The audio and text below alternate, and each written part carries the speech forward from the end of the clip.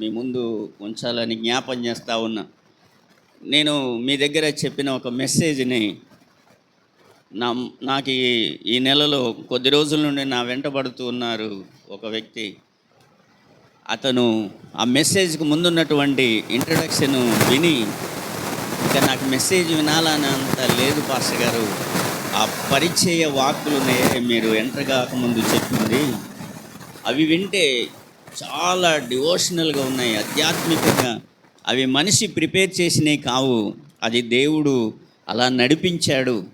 అవి వింటేనే అంతింటూ మరి అక్కడ మీరు వెళ్ళి చెప్పే సంఘం ఇంకెంత బాగుంటారో మీ సంఘం అని అన్నారు. దేవునికి స్తోత్రం. ఏమనుకున్నారు ఆయన? మీ సంఘము ఇంకెంత బాగుంటారో ఈ మాటలు వింటున్నారు కదా. యేసు ప్రభు వారు ఒక మాట అంటారు, ఆయన తన వాక్కును పంపి వారిని, చెప్పండి, వారిని, ఇప్పుడు నన్ను అని చెప్పండి. ఆయన తన వాక్కును పంపి నన్ను బాగు చేస్తాడు. ఎవరికి బాగవ్వాలని ఉంది? అది ఒంట్లో రోగం కావచ్చు, ఇంట్లో పరిస్థితి కావచ్చు, సమస్య కావచ్చు, నీ ప్రాబ్లం ఏదైనా కావచ్చు, బాగుపడాలని ఉన్నవారు దేవుడు వారి దగ్గరికి ఏం పంపిస్తున్నాడు? ఆయన తన వాక్కును పంపిస్తున్నాడు. ఇప్పుడు అది ఎవరి దగ్గరికి వస్తుందో తెలుసా? ఎవరు రిసీవ్ చేసుకుంటారో వారి దగ్గరికి వెళ్ళిపోద్దండి. నా దగ్గర చిన్న అయస్కాంతం ముక్కు ఉంది.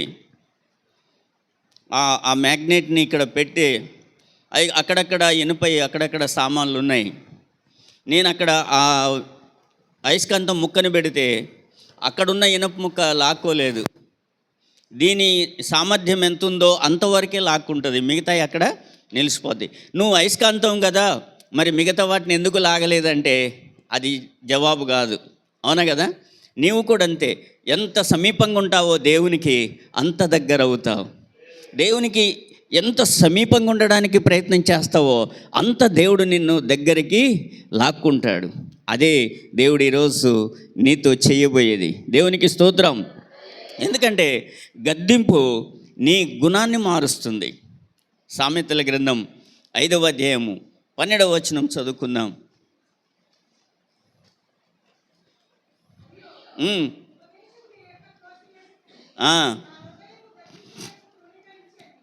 ఏంటంట? అయ్యో అంటే ఎంత ఆ మాటను ఆయన పలుకుతున్నాడు. అయ్యో, ఉపదేశమును నేనెట్లు త్రోసివేసి తిని, నా హృదయము గద్దింపును నెట్లు తృణీకరించెదను, నా బోధకుల మాట నేను వినకపోతిని. ఏం వినట్లేదట? అందుకే చాలామంది పిల్లలు తప్పిపోయేది, వాళ్ళకు మెరిట్ రాకపోయేది, జాబ్స్ రాకపోయేది. ఈరోజు ఉపదేశము నీ దగ్గరికి బయలుదేరి వస్తుంది. ఏమొస్తుంది? ఉపదేశం వస్తుంది. ఒక బోధకుడిలో నుండి బయలుదేరి బయటకు వస్తుంది. అది దేవుడు పంపబడినటువంటి ఒక పాత్ర. నా దగ్గర అయితే ఏమీ లేదు. నన్నెవరు చూసి మోసపోవద్దు, ఏ సేవకుని చూసి మోసపోవద్దు, నిన్ను బట్టి నువ్వు కూడా మోసపోవద్దు. ఇక్కడ నుండి బయలుదేరుతుంది ఏంటో తెలుసా? ఉపదేశము. ఆ ఉపదేశమును నువ్వు త్రోసివేయొద్దు, నువ్వు గట్టిగా పట్టుకోవడానికి ప్రయత్నం చేయి. ఈ ఉపదేశమును త్రోసివేస్తే, నువ్వు వినకపోతే, నువ్వు చెవి యొగ్గకపోతే చాలా సమస్యగానే ఉండిపోతుంది. వినేటప్పుడు అనిపిస్తుంది, నిజంగానే నేను అలానే ఉండాలి, అలానే చేయాలనిపిస్తుంది. 2 ప్రార్థనలు ఉంటాయి దేవుడు మాట్లాడుతున్నటువంటి విషయాల్లో. ఒకటి డెవిల్ ప్రేయరు, 2 స్పిరిట్ ప్రేయర్ లేక హెవెన్లీ ప్రేయర్. ఆ ప్రార్థన ఆత్మ సంబంధమైన ప్రార్థన లేక పరలోక ప్రార్థన. చాలామంది 90% చేసే ప్రేయర్ ఏంటంటే devil prayer. Devil prayer mean own needs, సొంత అవసరాలనే బట్టి ప్రార్థన చేస్తాం. ప్రభువా, ఎంతకాలం నేను ఈ విషయమే ప్రార్థన చేస్తానని, ఇంకెంతకాలం నేను నిరీక్షించాలా? నా ఓపికని ఇంకా నువ్వు పరీక్షిస్తావా? నా కన్నీటిని ఇంకా తొడవ్వా? నేను ఇంకెంతకాలం నేను కన్నీరు విడవాలా? ఆ మనిషి అలానే ఉండిపోతాడా? ఈ పని ఇలానే మిగిలిపోద్దా? ఈ సమస్య ఇలానే ఉండిపోద్దా? ఏంటి ప్రభువా, నేను ఎంతకాలం అడగాల? నాకు చిన్న స్థలం లేదే, చిన్న ఇల్లు లేదే, చిన్న జాబు లేదే, మా ఇంట్లో మార్పు లేదే, పిల్లల్లో మార్పు లేదే, నేను స్పిరిచువల్గా ఎంతో ముందుకు నడవాలనుకుంటున్నా, ఏమాత్రం చేంజ్ లేదే అనుకునేటటువంటి ప్రేయరు డెవిల్ ప్రేయరు, సాతాను ప్రార్థనది. ఏ అంశం పెట్టి ప్రార్థన చేసినా. ఇంకా పరలోక ప్రార్థన లేక ఆత్మలో చేసే ప్రార్థన ఏంటంటే, ప్రభువా నా సమస్తము నీ వెరుగుదువు, దాన్ని నేను ఆ లిస్టు నిన్ను చదివి ఇబ్బంది పెట్టదలుచుకోలే, కానీ నన్ను ఆత్మీకంగా బలపరచండి. నేను ఏ విషయంలో నాకున్న పరిస్థితులను బట్టి నేను కృంగిపోవద్దు, నన్ను నిలబెట్టండి. యెహెజ్కేలు చాలా టెన్షన్లో ఉన్నాడు, మెంటల్గా అప్సెట్ అయిపోయాడు. ప్రజలను బట్టి ఒక అమ్మ ఒక రకంగా, ఒక అమ్మ ఒక రకంగా మాట్లాడుతుంది. ఇవన్నీ పట్టుకొని మెంటల్గా ఇదైపోయి ప్రార్థన బాగా బలహీనత అయిపోయింది. అప్పుడు దేవుడు వచ్చి అంటాడు, నరపుత్రుడా నువ్వు చక్కగా నిలబడు, నేను నీతో మాట్లాడతా. నువ్వు నిలబడితే మాట్లాడతా అంటే, నాకు నిలబడడం కూడా చేతనవ్వట్లేదంటే, ఆత్మ తనలోనికి వచ్చి ఆత్మ తనను నిలబెట్టను. అక్కడ రాస్తాడు, నువ్వెందుకు ఇలా అవుతున్నావు? ఈ మనుషులు ఇలా ఉంటారు. ఎలా ఉంటారు? పాముల్లాగా, బ్రహ్మదండి చెట్లాగా, తేళ్లలాగా, రకరకాలుగా మాటలతో హింసిస్తారు, మాటలతో కొడతారు, రకరకాలుగా ఉంటారు మనుషులు. ఆ మనుషులలో నువ్వు పని చేయాలి తప్ప ఆ మనుషులను బట్టి నువ్వు బలహీనం కావద్దు. అలానే సేవకులు కూడా మనకు నచ్చే విధంగా ఉండకపోవచ్చు. ఏది ఏమైనా ప్రియులరా, మనం దైవికమైనటువంటి ప్రార్థన చేయాలి.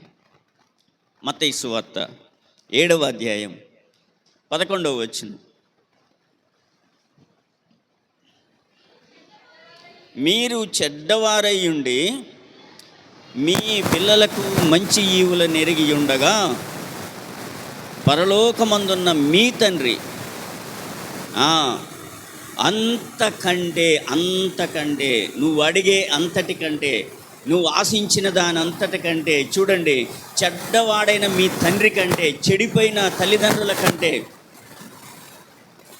అప్పులున్నాయి సమస్యలున్నాయి అని చెప్పే నీ తల్లిదండ్రుల కంటే, చూడండి, అంతకంటే మీ పరలోకపు తండ్రి ఎంతో నిశ్చయముగా మంచి ఆశీర్వాదములు, మంచి బహుమానములు, మంచి సహాయములు ఇవ్వగలడు, చేయగలడు. దేవునికి స్తోత్రం. ఎంతమందికి అర్థమైంది ఈ మాట? మీ తండ్రి ఎలాంటోడు? చెడ్డవాడయుండి మీకే మంచి పెట్టాలని అనుకుంటాడు. ఒక తండ్రి తాగుబోతే ఉంటాడు, కానీ నా కొడుకు తాగకూడదని ఆశపడతాడు. ఒక తండ్రి మామూలు బట్టలు వేసుకుంటాడు, నా కొడుకు మంచి బట్టలు ఉండాలని ఆశపడుతుంటాడు. అవునా కదా? నీ తాగుబోతు తండ్రి, చెడిపోయిన తండ్రి తన కొడుకుని ఆ విధంగా చూసుకోవాలనుకుంటే, ఈరోజు ఈ పులిపీటి మీద ఆత్మస్వరూపిగా అగ్ని అభిషేకముతో నీకు, నీ పరిస్థితిని బట్టి, నీ కుటుంబానికి, నీ సంఘానికి ఇంతకంటే అంతకంటే ఎంతో మంచి ఈవులను ఎరిగి ఉండగా, దేవునికి స్తోత్రం. ఏమి ఎరిగాడట దేవుడు? మంచి ఈవులను ఇవ్వడము ఎరిగి ఉండగా. ఈరోజు మీరేం ప్రార్థన చేసి వచ్చారో నాకు తెలీదు, ఎలా ప్రిపేర్ అయ్యి వచ్చారో నాకు తెలీదు. బట్ దేవుడైతే ఏం సిద్ధపరిచాడో తెలుసా? ఎవరైతే ఆత్మ సంబంధమైనటువంటి ప్రార్థన కొరకు సిద్ధంగా ఉంటారో, శరీర సంబంధమైన వాటిని పక్కన పెడతారో, దేవుడు ఒక మంచి ఈవుని ఇవ్వడానికి ఇక్కడ ఉన్నాడు. చప్పట్లు కొట్టి దేవుణ్ణి గణపరుద్దాం. దేవునికి స్తోత్రం.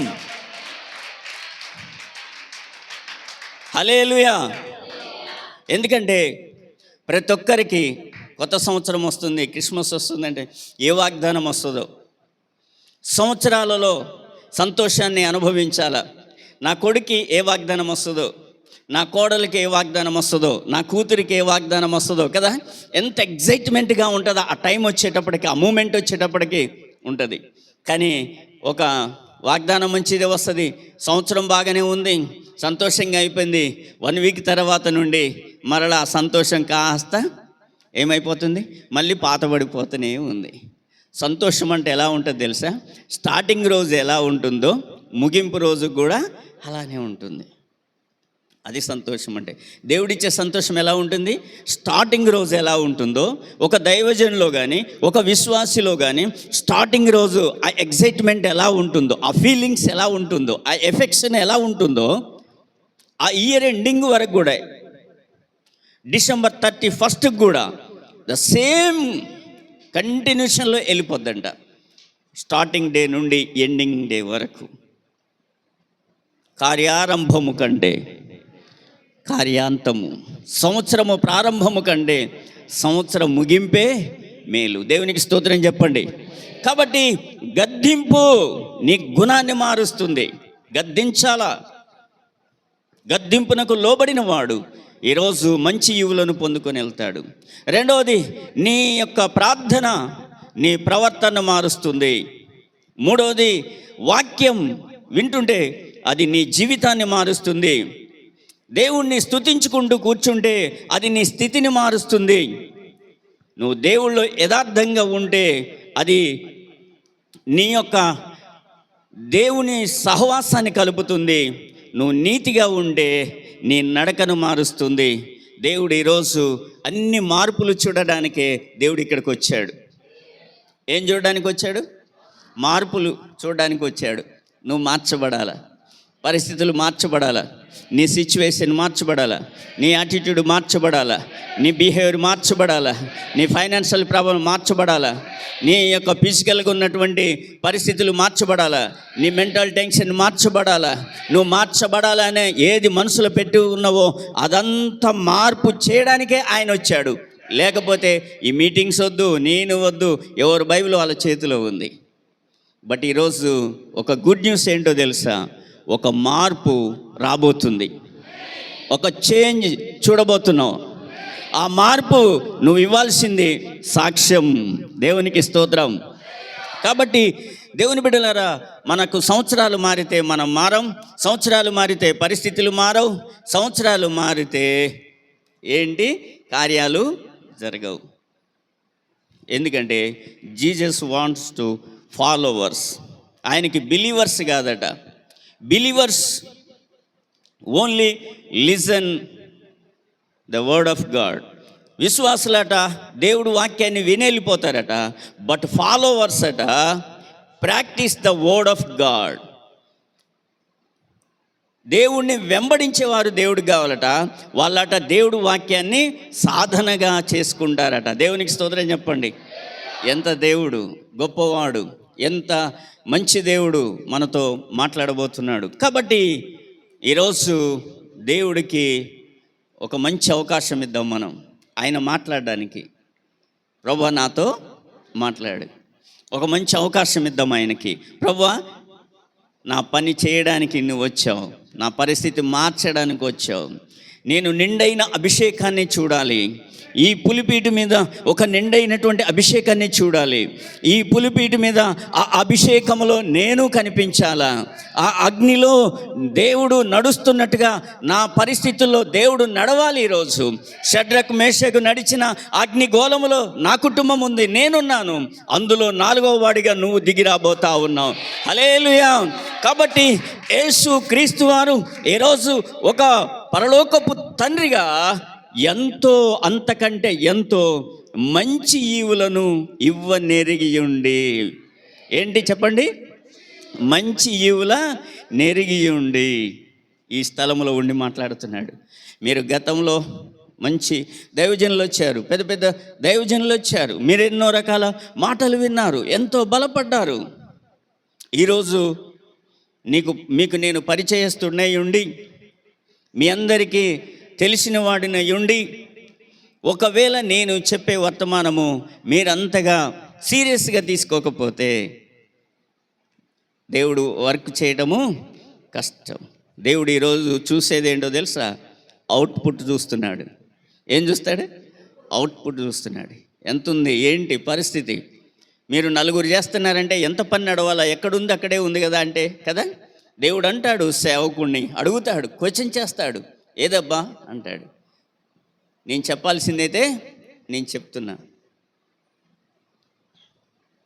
అయితే అలా అని తప్పించుకుంటే ఊరుకోడు దేవుడు. నేను చెప్పాల్సింది చెప్తున్నాను. నేను నా పని వాళ్ళతో చెప్పి అక్కడ వర్క్ జరగకుండా ఉంటే ఏమంటాడు తెలుసా? నీవు వారితో ఎలా పని చేయించుకోవాలో నీకు తెలియదు కాబట్టి మీ ఇద్దరికి జీతాలు లేవు, ఇలా ఆబ్సెంట్ పెడుతున్నా, ఇలా హాఫ్ డే సిఎల్ పెడుతున్నా అని అంటాడు. I want output today. మీలో నుండి ఒక రిజల్ట్ని చూడాలి, ఒక పనితనం నీలో ఈరోజు ఎస్పెషల్లీ దేవుడు వెయిట్ చేస్తున్నది ఏంటంటే నీ పనితనాన్ని చూడబోతున్నాడు. నువ్వు వింటున్నప్పుడు, నువ్వు కూర్చున్నప్పుడు, నువ్వు ఇప్పుడు ఆశిస్తున్నప్పుడు నీ మనసులో ఉన్నటువంటి ఆ తపన ఏంటో దేవుడు చూస్తున్నాడు. దానిని బట్టి ఆయన ఇస్తాడు. బైబిల్ చెప్తుంది, ఏలయనగా ఆయన ఆశ కలిగినటువంటి ప్రాణమును తృప్తిపరచగలిగినటువంటి వాడు. కాబట్టి దేవుని బిడ్డ, ఈరోజు మనం కొన్ని మాటలను మనము ధ్యానం చేయాలని ఆశపడుతూ ఉన్నాం. మత్తయి రాసిన శుభవార్తలో 9వ అధ్యాయం 29వ వచనం చదువుకుందాం.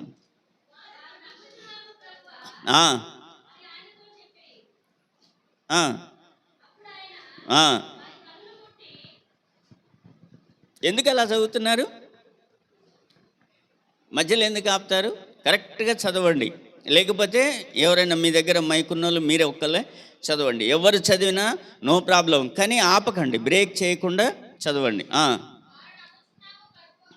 వారు నమ్ముచున్నాం ప్రభువా కాదు, వారు నమ్ముచున్నాము ప్రభువా అని వారు అంటున్నారు. వారు నమ్ముచున్నాము ప్రభువా అని ఆయనతో చెప్పిరి. ఏమని చెప్తున్నారు? వారు నమ్ముచున్నాము ప్రభువా. అంటే ఇప్పుడు నేను ఏదైతే చెప్తున్నానో వింటున్నారా? నేను ఏదైతే చెబుతున్నానో మిమ్మల్ని అడుగుతున్నాను, మీరేం చేస్తున్నారని.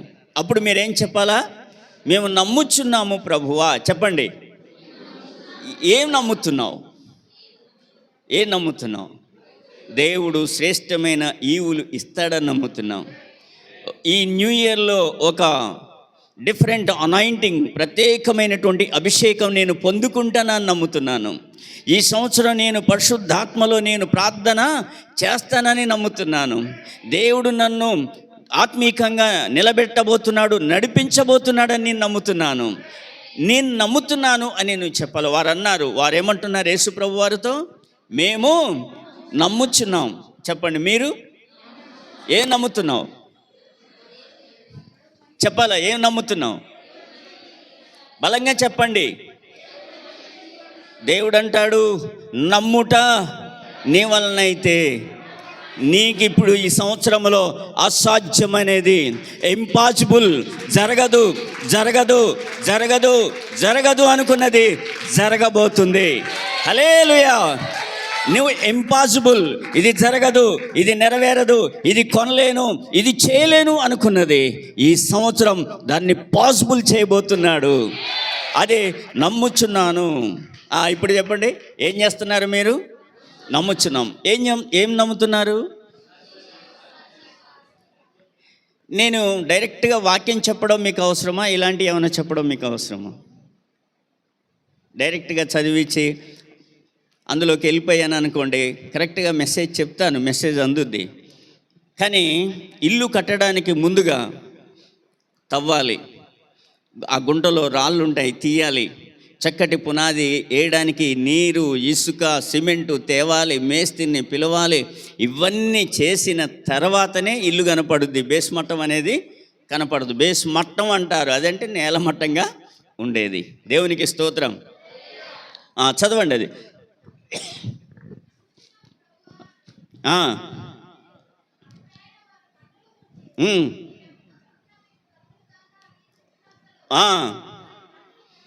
అది మీ యొక్క నమ్మిక చొప్పున.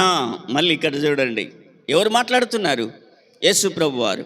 మీ నమ్మిక చొప్పున. నేను ప్రార్థన చేస్తే కాదు, క్రీస్తుదాస్ వచ్చి ప్రార్థన చేసిండు కాబట్టి నాకు జరిగింది కాదు, అది నమ్మకండి. యేసు ప్రభు వారు ఏమంటున్నారు ఇప్పుడు? మీ నమ్మిక చొప్పున. ఏ నమ్మకంతో ఇక్కడ కూర్చున్నావు? మీకు బోర్ అనిపించవచ్చు, అందరు నమ్మాలని ఇక్కడ ఏం లేదు. నమ్మిన వారు అటువంటి వారే కార్యాలు చూస్తారు. ఒకళ్ళు కావచ్చు, ఇద్దరు కావచ్చు. ఒకవేళ అందరు నమ్మితే అందరికీ దేవుడు చేస్తాడు. దేవుడికి పక్షపాతం అనేది లేదు. దేవుడు అంటున్నాడు మీ నమ్మిక చొప్పున, మళ్ళీ చదవండి అది,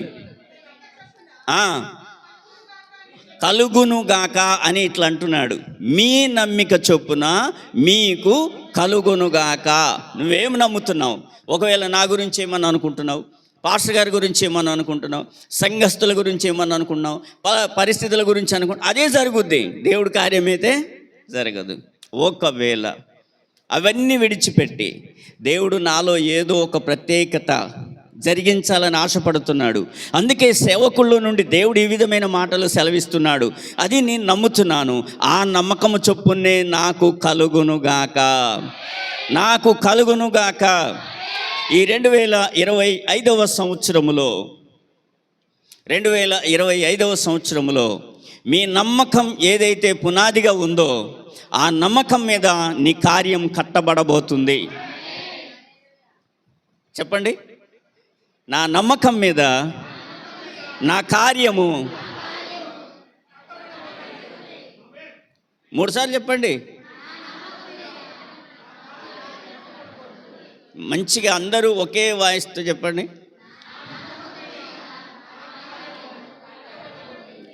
చూడండి, ఇప్పుడు వెంటనే వారిని ముట్టినప్పుడు వారు చూడండి కలుగునుగా కానీ చెప్పిన అంతలోనే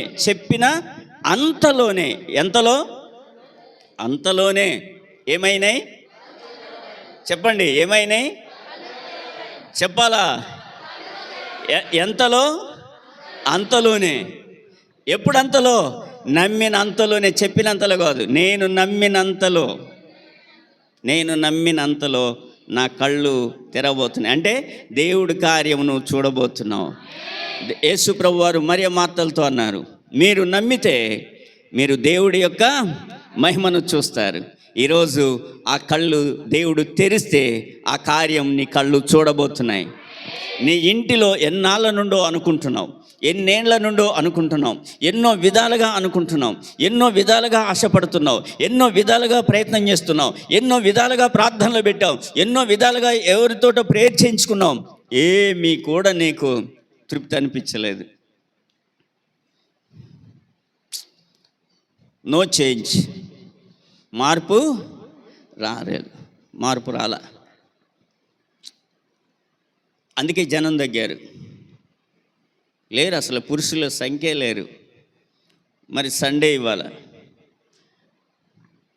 అనౌన్స్మెంట్ రీచ్ అవ్వలేదా, పబ్లిసిటీ లేదా, ఇంట్రెస్ట్ లేదా, ఆసక్తి లేదా, కమ్యూనికేషన్ లేదా, సంథింగ్ ఏదో జరిగిపోయింది.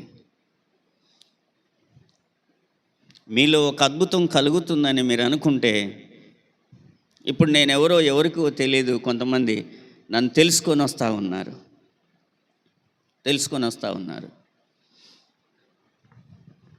నేను ఎవరెవరో ఎన్నో రకాలుగా డేట్స్ అడుగుతుంటారు, నేను అసలు ఎవరికి ఇవ్వను. కేవలము మీకు పరిచయమైనప్పటి నుండి క్రమం తప్పకుండా మీరు ఆశించినట్టుగా మీ దగ్గరికి తప్ప, నాకు లోకల్గా కూడా కదా ఎన్ని చర్చెస్ ఉంటాయి, దగ్గర విలేజెస్లో ఎన్ని ఉంటాయి. మరి ఈరోజు 5ంటికే లేవాలి, తయారవ్వాలి కదా, మళ్ళీ 6:30కే బస్ ఎక్కాలి, అక్కడికి రావడమే టెన్షన్గా, 5 నిమిషాలు అయితే ఈ బస్సు వెళ్ళిపోతే మళ్ళీ గంట కూర్చోవాలి, ఇవన్నీ ఉంటాయి. అయినా వచ్చేస్తాం. దేవుని బిడ్డలారా, ఈరోజు మీ నమ్మిక చొప్పున మీ కళ్ళు తెరవబడబోతున్నాయి. మీ కళ్ళు తెరిస్తే మీ కళ్ళు ఏం చూస్తాయి? మీ కార్యాలు చూస్తారు. చెప్పాలి గట్టిగా, హల్లెలూయా. చూడండి, మత్తయి సువార్త 4వ అధ్యాయం 19వ వచనం చెప్పి నేను ముందుకు వస్తాను.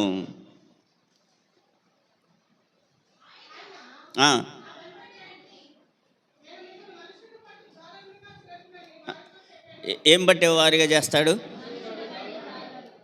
ఎవరితో పోతే ఆయనతో. ఇప్పుడు మీకు ఒక చిన్న విషయం చెప్పేసి నేను వాక్యానికి వస్తాను. కరెక్ట్గా 12 అయింది, 1 అవర్. ఒకవేళ అవసరమైతే మీ పరిస్థితులను ముందే ముగిస్తాను, ఎందుకంటే వంటలు ఏం కనపట్టలే, గిన్నెల వాసనలే లేవు కాబట్టి. అదే భోజనం ఉంటే అన్లిమిటెడ్ రీఛార్జ్. యేసు ప్రభు వారు అంటున్నారు, నాతో రండి. ఇంతవరకు మీరేం పట్టారు? చేపలు పట్టుకున్నారు. అంటే నీ సొంత అవసరాలు చూసుకున్నావు. అప్పుడు నాతో లేరు మీరు. ఇప్పుడు నాతో రండి. మీరేం పడతారు? మనుషులను పట్టుకుంటారు. అంటే చెక్కింగ్లు పెట్టి పట్టుకునేదా? బండి మీద పోతుంటే అడ్డుండి పట్టుకునేదా? కాపలా కాసి పట్టుకునేదే? లే, నువ్వు ప్రార్థన చేయి. నేను చెప్పా జాయ్ పాస్టర్ గారితో, 2024లో దేవుడు సంఘంలోనికి ఎన్ని ఫ్యామిలీస్ వస్తారు? 4 ఫ్యామిలీస్. ఇప్పుడు ఎన్ని ఫ్యామిలీస్ అయినాయి? 5 అయినాయి. 5 వస్తున్నారు. మా దగ్గర ఇంకొక పాస్టర్ గారు చెప్పా 3 ఫ్యామిలీస్. అన్నాడు, నా సంఘంలో ఉన్న వారు అంతా ఒక ఎత్తు, ఇప్పుడు వచ్చిన వారు ఒక ఎత్తు అని అన్నాడు. అప్పుడు నేను అన్నాను, తమ్ముడు, ఆయన తమ్ముడే, ఈయన తమ్ముడే. ఇప్పుడే అన్నాను, తమ్ముడు అనొచ్చా, బాధపడతావా అని.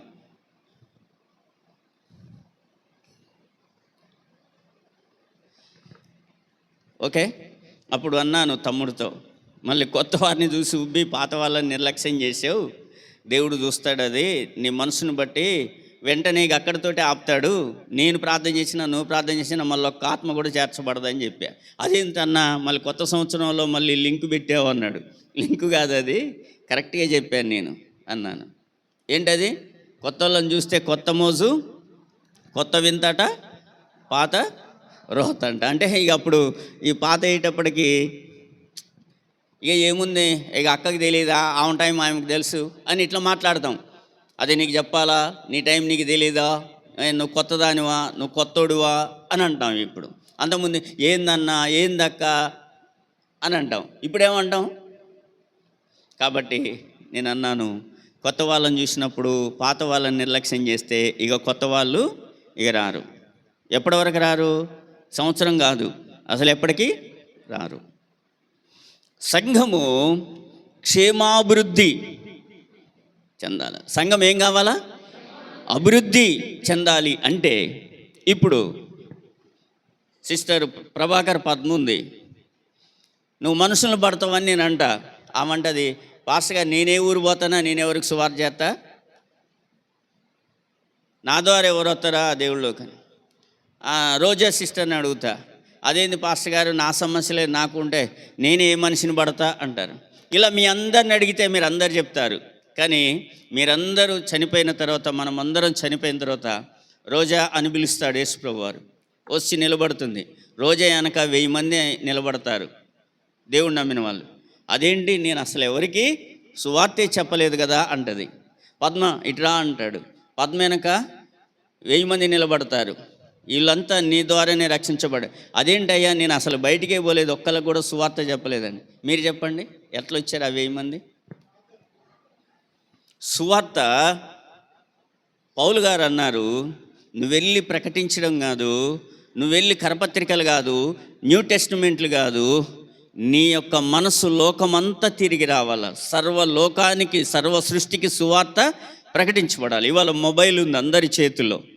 నేను చెప్తున్న మనిషిని మీ ద్వారా ఎలా రక్షణలోకి వస్తారో చెప్తాను, వినండి. మీ ద్వారా బ్రాంచీలు ఏర్పడతాయి, మీ ద్వారా సంఘము విస్తరిస్తుంది, మీ ద్వారా సంఘములో మంచి వాళ్ళు వస్తారు. సంఘములో ఏం పడతాయి అంటే, యోహాను సువార్త 21వ అధ్యాయంలో చూడండి, ఎటువంటి మనుషులు వస్తారో చక్కటి విషయం చెప్తా. చదివేవా శిరీష? యోహాను సువార్త 21వ అధ్యాయం 11వ వచనం. సీమోను పేతురు 11వ వచనం అండి. సీమోను పేతురు దోణి ఎక్కి వలను దరికి లాగిన. ఏంది మీరు కూడా మధ్యలో ఆపారు ఎందుకు? అది ఆ వల 153 గొప్ప చేపలతో నిండెను. విస్తారంగా పడింది, వల మాత్రము అంటే గర్వము రాలేదు, పిగల్లేదంటే. చాలామంది ఏంటంట, ఇంత పడేటప్పటికి ఇట్లా ఉబ్బిపోతారు. గర్వము రాలేదు అని అర్థం. ఎన్ని పడ్డాయట? 153. ఎంతయి? అరకిలోయి, పావు కిలోయి కాదండి. చెప్పండి. గొప్ప చేపలు. మీరు చేయాల్సిన ప్రార్థన. హాస్పిటల్లో ఎంతోమంది ఎన్నో రోగాలతో ఉన్నారు. అంబులెన్సులు వెళ్తూ ఉన్నాయి, బాధేస్తూ ఉంది. ఎంతోమంది మరణ పడకల మీద ఉన్నారు. మీకు తెలిసిన వారు, మీకు తెలియని వారు ఎంతోమంది ఉన్నారు. అయితే ఎంతోమంది వాళ్ళ మొబైల్ ఫోన్ చూస్తూ వాట్సాప్లో చూస్తున్నారు, ఫేస్బుక్లో చూస్తున్నారు, యూట్యూబ్లో చూస్తున్నారు, దేవుడి వాక్యం చదువుతున్నారు. అన్యులు కూడా అనేకమైన మనుషులు అలా చూస్తున్నారు. మైకుల ద్వారా వింటున్నారు, స్నేహితుల ద్వారా వింటున్నారు, వాళ్ళ బంధువుల ద్వారా వింటున్నారు. అందరికీ యేసు ప్రభు వారు తెలుసు. అయితే ప్రభువా నువ్వు వారితో మాట్లాడు, వారికి నీ వాక్యం గుర్తు చేయి. నీ వాక్యం గుర్తు చేస్తే వారు ఏ సంఘానికన్నా పోనీయండి, వారు ఎక్కడన్నా నమ్ముకొనియండి. మీకు తెలియకుండా మీ లెక్క 1000 మంది వస్తారు. దేవునికి స్తోత్రం. కాబట్టి అన్ని రకాల డిపార్ట్మెంట్ల కొరకు పొద్దున్నే లేస్తే నేను ప్రార్థన చేస్తాను. ఎంతోమంది అడ్డలో పనుల కొరకు నిలబడతారు. పనులు దొరికి కొంతమంది ఆనందంగా పనికి వెళ్తారు, పనులు దొరక కొంతమంది బాధగా ఇంటికి వెళ్ళిపోతారు. అందరికీ పనులు దొరకాల. కొంతమంది ప్రమాదకరమైన పనులు చేస్తారు, వాళ్ళకి అపాయాలు ప్రమాదాలు రావద్దు. టవర్ లైన్లో చేస్తారు, పెద్ద మిషనరీలో చేస్తారు కదా. ఇవన్నీ ప్రార్థన చేయండి. మీ ప్రార్థన ఒకవేళ ఆ రోజు ఆ వ్యక్తికి రక్షణ కావచ్చు, ఆ వ్యక్తికి దేవుడు ప్రేరేపిస్తాడు, నువ్వు మాట్లాడు ప్రభువా అంటే దేవుడు వాళ్ళతో మాట్లాడతాడు. అతడు ఏ దేశంలో ఉంటాడో, ఏ రాష్ట్రంలో ఉంటాడో, ఏ జిల్లాలో ఉంటాడో తెలియదు. ఇక్కడ రోజా ప్రార్థన దేవుడు విన్నాడు, అతడి జీవితం రోజు పూలాగా మారింది. దేవునికి స్తోత్రం. కాబట్టి దేవుని బిడ్డలారా, మీరు నా వెంబడి రండి. ఈ సంవత్సరం ఎవరు వెంబడి రావాలా? ఇంత కాలం పరిస్థితులు వెంబడి ఉన్నారు, రకరకాల పనుల వెంబడి ఉన్నారు, రకరకాల మనుషుల వెంబడి ఉన్నారు. ఈ సంవత్సరం అయితే మీరు నాతో రండి. ఎవరితో? నాతో రండి. నేను మిమ్మల్ని ఏం చేస్తా? మనస్సులను పట్టే జాలరుగా చేస్తా. కాబట్టి ఇప్పుడు ఈ సంవత్సరంలో ప్రార్థనని మార్పు చేయండి. ఒకటి డెవిల్ ప్రేయర్, సాతాను ప్రార్థన. అవసరాలు, ఫంక్షన్లు, మ్యారేజ్లు, గర్భఫలాలు, ఇవన్నీ మన కోరికలు, ఇవన్నీ కాకుండా ఆత్మీకంగా పరలోకపు ప్రార్థన నేర్పింది మనకు. ఏంటట? మా రుణస్థులను మేము క్షమించిన ప్రకారము. అంతే. చూసారా? మనం క్షమించాల. ఇలాంటి ప్రార్థన చేయండి. మన శత్రువుని మనం క్షమించిన ప్రకారం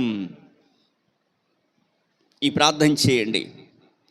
ఏదైనా సరే ఈ సంవత్సరంలో నీ ప్రార్థనలో టోటల్గా నీకే తెలుస్తుంది. మార్పు వస్తే ఒక మాట పలుకుతున్నప్పుడే పరిశుద్ధాత్ముడు నీలో ఎంతో క్రియ చేయబోతున్నాడు. కాబట్టి ఇప్పుడు దేవుడి వాక్యంలోనికి వెళ్దాం ప్రియులారా. కొద్ది సమయం దేవుడి వాక్యాన్ని ధ్యానం చేసుకుందాం. అంతేనా? ఎప్పుడా అని అనుకుంటున్నారా? ఎప్పుడైనా పర్వాలేదు అనుకుంటున్నారా? ఎప్పుడైనా పర్వాలేదు. ఇప్పుడు నేను చెప్పినవన్నీ రికార్డ్ అవుతున్నాయి. మీరు మరలా వింటే ఇప్పుడు నేను ఎన్నో వర్తమానాలు మీకు ఇక్కడ చెప్పి వెళ్ళడం జరిగింది. ఎన్ని గుర్తున్నాయో తెలియదు, కానీ ఆ వర్తమానాలని కనుక మీరు ధ్యానం చేస్తే ఇప్పటికెల్లా మీరు వెల్ సెటిల్ అయిపోయేవాళ్ళు. చాలా పరిస్థితుల్లో మీకు రిజల్ట్ వచ్చేది, మీరు అసలు నలిగిపోయేవారు కాదు. చాలామంది ఇప్పుడు పిల్లలు పుట్టారనుకోండి, పిల్లలు పుడితే కూడా క్రిస్టియన్స్ అయి ఉంటారు. కొంతమందిని తెలియకుండానే ఎవరి ద్వారానో అడిగిస్తారు. ఇప్పుడు ఎగ్జాంపుల్, నేనున్నాను, మా అన్నయ్య వాళ్ళు నమ్ముకోలేదు. నా కొడుకు పుట్టాడు. అన్నయ్య మళ్ళీ మేము వెళ్ళకూడదు కానీ నా కొడుకు పుట్టాడు, ఇట్లా మా పేర్లు చెప్తే వాళ్ళు నక్షత్రాలు తిథులు చూస్తారు, కాబట్టి వాడి పేరు బలం చూడమని చెప్తారు. వాళ్ళు చూస్తారు అక్కడ. మనం ఎవరము? క్రిస్టియన్స్. అలానే ఒక ఇల్లు కట్టుకుంటాం, శంకుస్థాపన చేయాలి, భూమి పూజ చేయడానికి కూడా ఒక మంచి రోజు ఏదో చూడమని చెప్పండి అని అంటారు. అప్పుడు ఏమని చెప్తారంటే వాళ్ళు అంటారు, ఎవరి మీదనో నెడతారు ఆ నెపం, క్రైస్తవులు వీళ్ళు. అసలు అది జరిగితే జరగకపోతే మనకేంది అవసరమైంది? అది కాకపోతే దాని తాత వస్తుంది, దాని తాత టైం వస్తుంది, తన తాత అమ్మాయి దొరుకుతుంది, దాని తాత అబ్బాయి దొరుకుతాడు. పౌలు గారు రాస్తాడు, ఓ స్త్రీ నీ భర్తను రక్షించుకుంటావో లేదో నీకు తెలుసా? ఓ పురుషుడా నీ భార్యను రక్షించుకుంటావో నీకు తెలుసా అని అడుగుతుంటాడు. కాబట్టి చాలామంది నామకార్థ క్రైస్తవులుగా ఇక్కడ చర్చిలో చూసినట్లయితే మనం వైట్గా ఉంటాం, కానీ బయటికి వెళ్తే బ్లాక్ అండ్ వైట్గా ఉంటాం. Black and white. ఇవాళ కొంతమంది ఫోటోలు కూడా చూస్తుంటా, మన కలర్ ఫోటోలనే బ్లాక్ అండ్ వైట్ కూడా పెడుతున్నారు, ఆ స్టైల్లో ఎట్టుంటుందోనని. అప్పుడు తీసిన ఫోటోలు. చర్చిలో ఎలా ఉంటాం? White and white. బయటికి వెళ్తే ఎలా ఉంటాం? Black and white. చెప్పండి, ఎంతమందికి ఈ విషయం అర్థమైంది? బ్లాక్ అండ్ వైట్ అంటే ఇప్పుడు నేను నా పిల్లోడికి నామకరణం చేయాలన్నా, నా పిల్లోడికి అన్నప్రసన్న చేయాలన్నా నేను వారాలు చూడాలి. పాస్టర్నే, క్రైస్తవుడినే, కానీ నాకెందుకు అట్లా అనిపించింది. చూద్దాం, ఇదేంటంటే శాస్త్రం కదా, చెడేం కాదు కదా, మంచి కోరుతున్నాం కదా, మళ్ళీ సమర్థించుకోవడం మనము దేవుడు ప్రార్థన చేస్తే దీన్ని పరిశుద్ధపరుస్తాడు కదా, మళ్ళీ నీకు నువ్వే అపవాదితో మాట్లాడుతుంటావు, సమర్థించుకుంటావు. అలానే రేపు ఏదైనా వివాహ కార్యక్రమం ఉందనుకోండి, ఏం చేస్తాం? మనకి తెలియకుండానే ఎవరో చెప్పినటువంటి ఆ డేట్ని చేసుకుంటాం. పాస్టర్ గారు మీరు ప్రార్థన చేసి మీరు డేట్ ఫిక్స్ చేయండి అని అంటారు, చూసారా? వాళ్ళు నిజంగా ఆత్మీకంగా దేవుడికి భయపడతారు. మన శంకుస్థాపన ఎప్పుడు అంటే పాస్టర్ గారికి వాళ్ళు డేటు వాళ్ళే చెప్తారు, రోజు వాళ్ళే చెప్తారు. మరి పాస్టర్ గారు ఎందుకు? అందుకే నేను ఏ అన్న ప్రశ్నలకి డేట్లు కనుక చెప్పను, వాళ్ళే పెట్టుకుంటారు. మళ్ళీ మాట్లాడేటప్పుడు అంటారు, పాస్టర్ గారు మీరు ఏది చెప్తే అది అన్నీ మీ చేతుల మీదనే నడవాలంటారు. మీరు ఏది చెప్తే అది అన్నీ మీ చేతుల మీదనే నడవాలంటారు. వారం తర్వాత వచ్చి, పాస్టర్ గారు అనుకోకుండా మా ఆయనకు అప్పుడైతేనే టైం కుదురుతుంది, మా అల్లుడికి అప్పుడైతేనే టైం కుదురుద్ది, లేకపోతే మా తమ్ముడికి అప్పుడైతేనే టైం కుదురుద్ది, కాబట్టి అందరూ ఆ రోజు అనుకున్నారు, ఆ రోజుకే బాగుంటుందని అనుకొని ఆ రోజు పెట్టాం. పాస్టర్ గారు ఏమనుకోకుండా ఇది అనౌన్స్మెంట్ చేయండి. ఎవరు? మీ అన్న, మీ తమ్ముడు, వాళ్ళు అన్యులు చెప్పింది అనౌన్స్మెంట్ చేయాలా దైవజనుడికి? అక్కడ ఎంత ప్రార్థన చేసినా అక్కడ సమాధానము రాదు. నేను దైవికంగా చెప్తున్నాను ప్రియులారా, దేవుడు భయం, వితౌట్ ఫియర్ ఆఫ్ గాడ్. నువ్వెంత రియల్ క్రిస్టియనో మనం చేసే పనుల దగ్గరే అర్థమవుద్ది. మా నాన్న చనిపోయాడు, 25 సంవత్సరాల క్రితం చనిపోయాడు. అంటే మేము ఎంత కొత్తగా నమ్ముకున్నామో ఒకసారి ఆలోచించండి. మా అన్నదమ్ములందరూ గుళ్ళు చేయించుకున్నారు. నేను మా నాన్న దగ్గర చేసే ఏ కార్యక్రమంలో కూర్చోలే, గుండు చేయించుకోలే, ఏ కార్యక్రమంలో కూర్చోలే. ఏది అన్యాచారములో మేము దేవుణ్ణి తెలుసుకున్న తర్వాత మరలా అన్యాచారములో ఏది చేయలేదు. కాబట్టి దయతో జాగ్రత్త. మీరు దేవుని పిల్లలు. దేవుడి సంవత్సరం మీ తండ్రి చెడ్డవాడే, కానీ మీకు మంచి ఈవులను ఎరిగి ఉన్నాడు. ఆయనే అంత మంచి ఈవులను ఇస్తే మీ పరలోకపు తండ్రి అంతకంటే, దేవునికి స్తోత్రం, బెటర్ దాన్, అంతకంటే గొప్పవి మిక్కిలివి నీ పట్ల చేయబోతా ఉన్నాడు. హల్లెలూయా.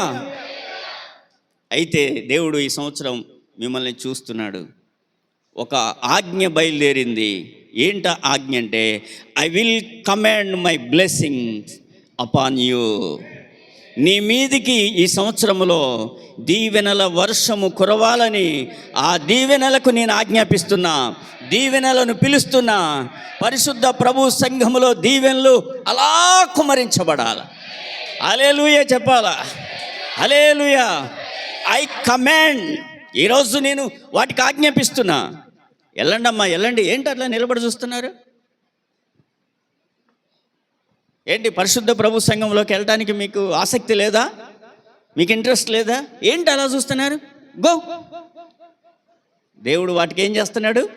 ఆజ్ఞాపిస్తున్నాడు. ఏమని? మీరు వెళ్ళి సంఘములో పనిచేయాలా. హల్లెలూయా. చూద్దాం. లేవీకాండం 25వ అధ్యాయం 21వ వచనం.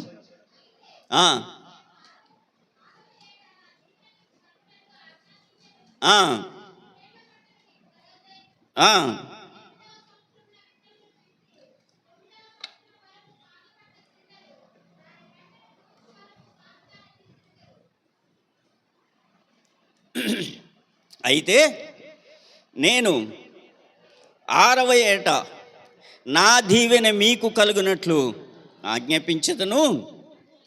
అది 3 ఏళ్ల పంటను మీకు. ఎన్ని సంవత్సరాల పంట? 3 సంవత్సరాల పంట. 1 ఇయర్ వేసేది, 1 ఇయర్ రాబడి, 1 ఇయర్ కష్టార్జితం, 1 ఇయర్ ప్రాఫిట్ని 3 ఇయర్స్లో వచ్చే అంత ప్రాఫిట్గా నేను ఆజ్ఞాపిస్తున్నా. దేవునికి స్తోత్రం. 3 ఏళ్ల పంటను మీకు కలగజేయను. మీరు 8వ సంవత్సరమున విత్తనములు విత్తి 9వ సంవత్సరం వరకు పాత పంట తింటారు. దాని పంటను కూర్చు వరకు పాత దానినే తింటారు. కొత్తది ఇంకా ముట్టుకోవాల్సిన అవసరము లేదు. ఇప్పుడు రండి, నా వైపు చూడండి అందరూ. ఇంకా తలలు కింద ఉన్నాయి కొంతమంది, చూడండి. ఇప్పుడు కళ్ళు మూసుకొని తలలు వంచండి. కంప్లీట్గా సరెండర్ అయిపోండి దేవునికి. వాక్యపు నడిపింపులోనికి వస్తాం. ప్రభు నన్ను వాక్యములో నడిపించున్నట్లు, ప్రభు వాక్యముతో నాతో మాట్లాడునట్లు, ప్రభు వాక్యముతో నన్ను బలపరచునట్లు, ప్రభు వాక్యము నాలో క్రియ జరుగునట్లు అని నువ్వు ప్రార్థన మొదలుపెట్టు. ఆ ప్రార్థన కూడా నేనే మీకు నేర్పుతున్న ఎట్లా చేయాలో నువ్వు చేస్తూ ఉండు. ఏం జరుగుతుందనేది నీకు అర్థమవుద్ది, ఏంటి అనేది నీకు తెలిసిపోద్ది. నువ్వు చక్కగా దీవించబడతావు. దేవుడు నీ పక్షాన ఈరోజు మాట్లాడుతున్నాడు. నిన్ను ధైర్యపరచడానికి కాదు, నిన్ను ఓదార్చడానికి కాదు, ముఖస్థితి కొరకు కాదు, నీలో ఒక గొప్ప మార్పు, నిన్ను ఒక విశ్వ విజేతగా నిలబెట్టడానికి తన పక్షంగా. నీలో లోపల నలుగుతున్న నీ వేదన, నీలో లోపల కలుగుతున్న నీ పోరాటం, నీలో లోపల జరుగుతున్న పరిస్థితులు, నిన్ను కృంగదీసేయి అవమానాలు, నీ ఎదుట నాట్యమాడుతున్న లోక సంబంధమైన క్రియలు, నువ్వు భరించలేని, నువ్వు మొయ్యలేని కుటుంబ భారాలు, నువ్వెంతో కాలంగా ఎదురు చూస్తున్నా ఏది నీ పట్ల జరగనటువంటి ఆశీర్వాదములు, ఈ సంవత్సరములో దేవుడు ఆజ్ఞాపిస్తుంటున్నాడు. I command my blessing. ఇప్పుడు అది నీ మీదికి వచ్చునుగాక. కమాన్ అపానియో, నీ మీదికి వచ్చి నీకు ప్రాప్తించునుగాక. ప్రేమ కలిగిన తండ్రి, కృప కలిగిన మా ప్రభువా, మీ శ్రేష్టమైన ఉన్నతమైన నామమునకు వందనాలు స్తోత్రాలు చెల్లిస్తుంటున్నాం. ప్రభు, మీరు నాకు ఈ అవకాశం ఇచ్చారు, నన్ను నిలబెట్టారు, నాతో మీరు నిలబడినారు. నా స్వరములో నీ వాక్యం ఉంది, నా స్వరములో నీ ప్రాణం ఉంది, నా స్వరములో నీ జీవం ఉంది, నా స్వరములో నీ యొక్క అద్భుతం ఉంది, నా స్వరములో దీవెన. అది మీరు ఆజ్ఞాపిస్తున్నందుకు స్తోత్రాలు. నేను మాట్లాడుచుండగా కురిపించండి నాయన. నేను మాట్లాడుచుండగా వారు పొందునట్లుగా వారి కన్నులు తక్షణమే తెరవబడను. వినగలిగే చెవిని,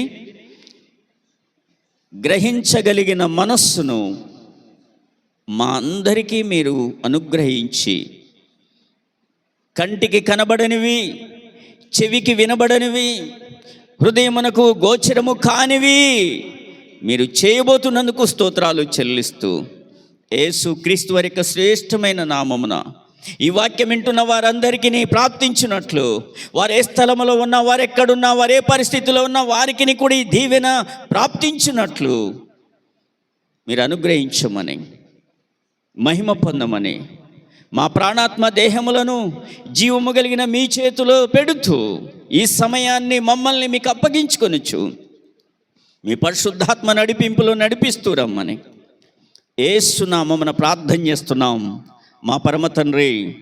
ఆమేన్, ఆమేన్. ఇక్కడ చదవబడినటువంటి వాక్యములో 18వ వచనము నుండి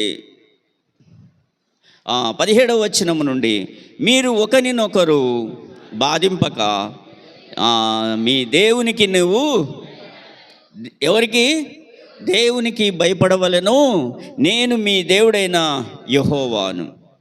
కాబట్టి మీరు నా కట్టడలను నా విధులను గైకొని వాటిని అనుసరించి నడుచుకొనవలెను. అప్పుడు మీరు ఆ దేశములో సురక్షితముగా నివసించెదరు.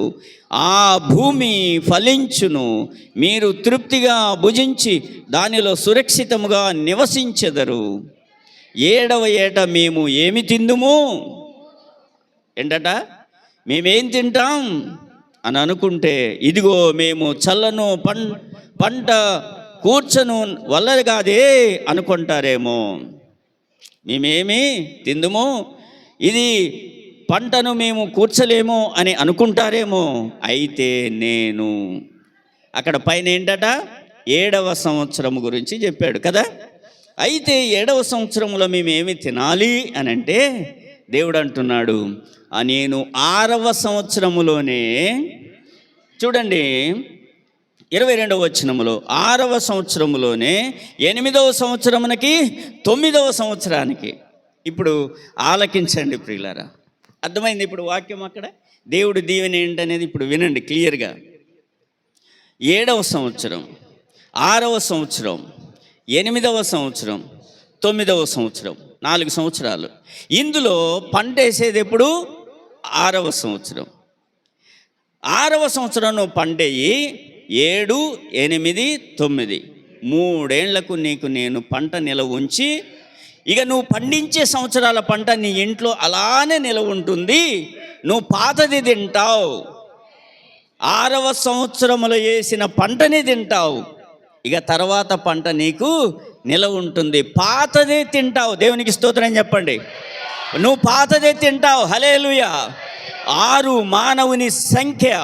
నువ్వు భయపడితే ఈ సంవత్సరంలో 2025లో నువ్వు దేవుడికి భయపడితే ఏంటట, నీవు దేవుని కట్టడలను వింటే, దేవుడులను విధులను గైకొంటే, నువ్వు దేవుళ్ళో నడిస్తే మీరు సురక్షితముగా ఉంటారు. మీ భూమి ఫలిస్తుంది, మీరు తృప్తిగా భుజిస్తారు, మీరు సురక్షితంగా నివసిస్తారు. మీ పంట మీ ఇంటిలో సమృద్ధిగా పండుతుంది. ఇప్పుడు ఒకవేళ గత సంవత్సరాల్లో మనకు మంచిగానే వచ్చింది రాబడి, కానీ కొన్ని ఖర్చులు ఎక్కువైపోయినాయి, రోగాలకు పోయినాయి, వేరు వేరు విధాల ఖర్చులకు పోయినాయి. వచ్చినట్టే వచ్చింది కానీ ప్రాఫిట్ ఏమీ లేదు. Please listen seriously.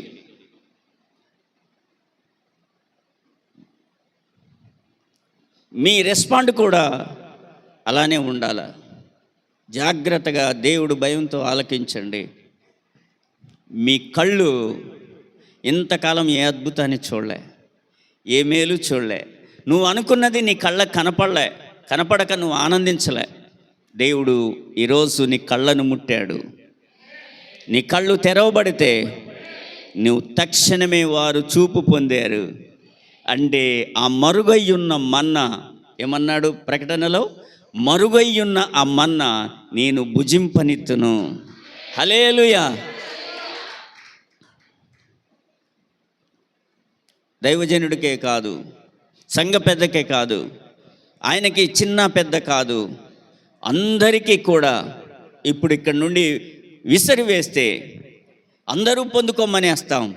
ఎవరు విశ్వాసముతో పొందుకుంటారో, మేము నమ్ముచున్నాం ప్రభువా అని అన్నారు వాళ్ళు. ఏంటట, నా దీవెన మీకు రావాలని నేను ఆజ్ఞాపిస్తున్నాను, మీరు పొందుకుంటారా అంటే, అవును నేను నమ్ముతున్నాను ప్రభువా, నేను పొందుకుంటా. దేవునికి స్తోత్రం. ఇప్పుడు 9వ సంవత్సరం వరకు పాత దానినే ఏం చేస్తారట, తింటారు. దేవుని దీవెన కొరకు, దేవుని వాగ్దానం కొరకు మీరు ఈ సంవత్సరం ఎంతో ప్రార్థన చేసి ఉండొచ్చు. దేవుడు ఏ వాగ్దానం ఇస్తాడో ఏమో, దేవుడు ఏం మాట్లాడతాడో ఏమో, దేవుడు ఈ సంవత్సరం మనం అనుకున్నట్టుగా ఏమైనా కార్యాలు జరిగిస్తాడో ఏమో, చూద్దాం సమయం కొరకు అని అనుకుంటూ ఉన్నావేమో.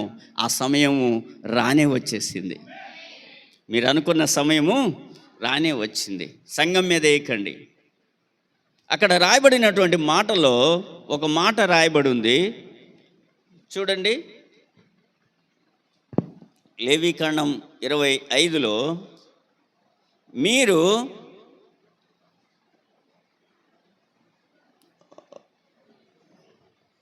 17లో కదా, ఒకరినొకరు బాధింపక. ఈ సంవత్సరం ఎవరిని బాధ పెట్టకండి. అర్థమైందా? దీవెన ఉట్టిగానే దేవుడు ఆజ్ఞాపించట్లేదు రమ్మని. మీరు ఎవరు బాధ పెట్టుకోవద్దు. ఎవరు బాధ పెట్టుకోవద్దు. ఈ సంవత్సరం మీరు క్షమాపణలు చెప్పుకున్నారో లేదో నాకు తెలియదు. కొత్త సంవత్సరంలో ఒకవేళ నా మాట చేత కానీ నేను ఏదన్నా చేస్తుంటే, పాస్టర్ గారు మీరైనా, అక్క మీరైనా, అంకుల్ మీరైనా, నా వల్ల మీకు ఏదైనా ఈ సంవత్సరంలో అభ్యంతరం అనిపిస్తే, ఇబ్బంది అనిపిస్తే, నా కుటుంబం తరపున నేను మిమ్మల్ని క్షమాపణ అడుగుతున్నా. సంఘంలో నేను మరలా అటువంటి పరిస్థితి రానేను. ఈ సంవత్సరం నుండి నేనుగా కాకుండా నేను వాక్యముగా బ్రతుకుతాను. దేవునికి స్తోత్రం అని మీరు చెప్పుకున్నారా లేదో, ఒకరు ప్రైజ్లాడి చెప్పి హగ్గించుకొని నూతన సంవత్సర శుభాకాంక్షల్లో ఈ మాట మేమే వాడుతూ ఉంటాం. ఎవరం బాధ పెట్టుకోకుండా. సంఘాన్ని సేవకుడు బాధ పెట్టొద్దు, సంఘము సేవకుల్ని బాధ పెట్టొద్దు. ఎవరిది దేవుడు వాళ్ళకే లెక్క అడుగుతాడు. అలానే మీరు ఒకరినొకరు బాధ పెట్టుకోవద్దు. అలానే మీరు మీ కుటుంబీకుల్లో ఇంకెవరిని, దేవుని నమ్మనటువంటి వారిని కూడా బాధ పెట్టకూడదు. ఇక్కడ రాయబడిన మాట, దీవెన రావడానికి ఫస్ట్ వర్డ్ ఏంటంటే బాధ పెట్టుకోకూడదు ఎవరినెవరు. కొంతమంది ఇండైరెక్ట్గా సెటైర్లు వేస్తూనే ఉంటారు, హర్ట్ చేస్తూనే ఉంటారు, చూటిపోటి మాటలు మాట్లాడుతూనే ఉంటారు. నేనేదో జోక్ అంటే నువ్వు పట్టించుకున్నావా అని కవర్ చేసుకుంటుంటారు. ఇవన్నీ జరిగితే నీకే నష్టం. భరించే నాకేం కాదు, కానీ అంటున్నావే అది నీకు నష్టం కలిగిస్తుంది. కాబట్టి నీ ఇంటిలో దేవుడు ఒక గొప్ప కార్యం చేయడానికి ఇంత ముందుకు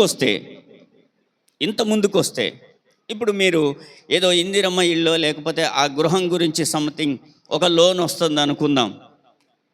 అప్పుడు నీకు ప్లేస్ ఉంది, కట్టుకోవడానికి కొంత వాళ్ళు చేయితోని ఇస్తున్నారు, నువ్వు కూడా కొంత వేసుకొని కట్టుకుంటే నీకు కూడా కొంత భరోసాగా ఉంటుంది కదా అని అనుకుంటే నువ్వు కట్టుకుంటావు. ఆ పార్టీ ఇచ్చిన నాకెందుకు, లేకపోతే వాళ్ళు ఇచ్చింది నాకెందుకు అని అనుకున్నావు అనుకోండి, అలానే ఉండిపోతావు కదా. ఈరోజు దేవుడు ముఖాముఖిగా మాట్లాడుతున్నాడు. నా ప్రియ దేవుని బిడ్డలారా, నీ తోటి కోడల్ని కానీ, నీ యొక్క వియ్యంపురాల్ని కానీ, నీ అత్తని కానీ, నీ కోడల్ని కానీ, నీ అల్లుడిని కానీ, నీ కూతుర్ని కానీ, నీ సేవకుడిని కానీ, నీ రిలేటివ్స్ని కానీ, నీ యొక్క రక్త సంబంధులను కానీ, నీ ద్వారా ఒక వ్యక్తి బాధపడుతున్నాడు అంటే నిన్ను దేవుడు బాధకి కర్తగా ఉంచాడు. నిన్ను దేవుడు దేనికి ఉంచాడు? బాధకు కర్తగా ఉంచాడు. నరకం అంటే ఏంటి? పోయిన తర్వాత అనుభవించేది కాదు, పోకముందు కూడా అనుభవించేది.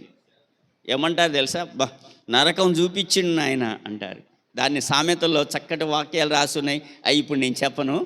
కొంతమంది బ్రతికుండగానే దావీదైతే చక్కగా రాస్తాడు ఇక ఆ మాటలనైతే. ఏంటట? తేనె పూసి అట్లుంటాయంట.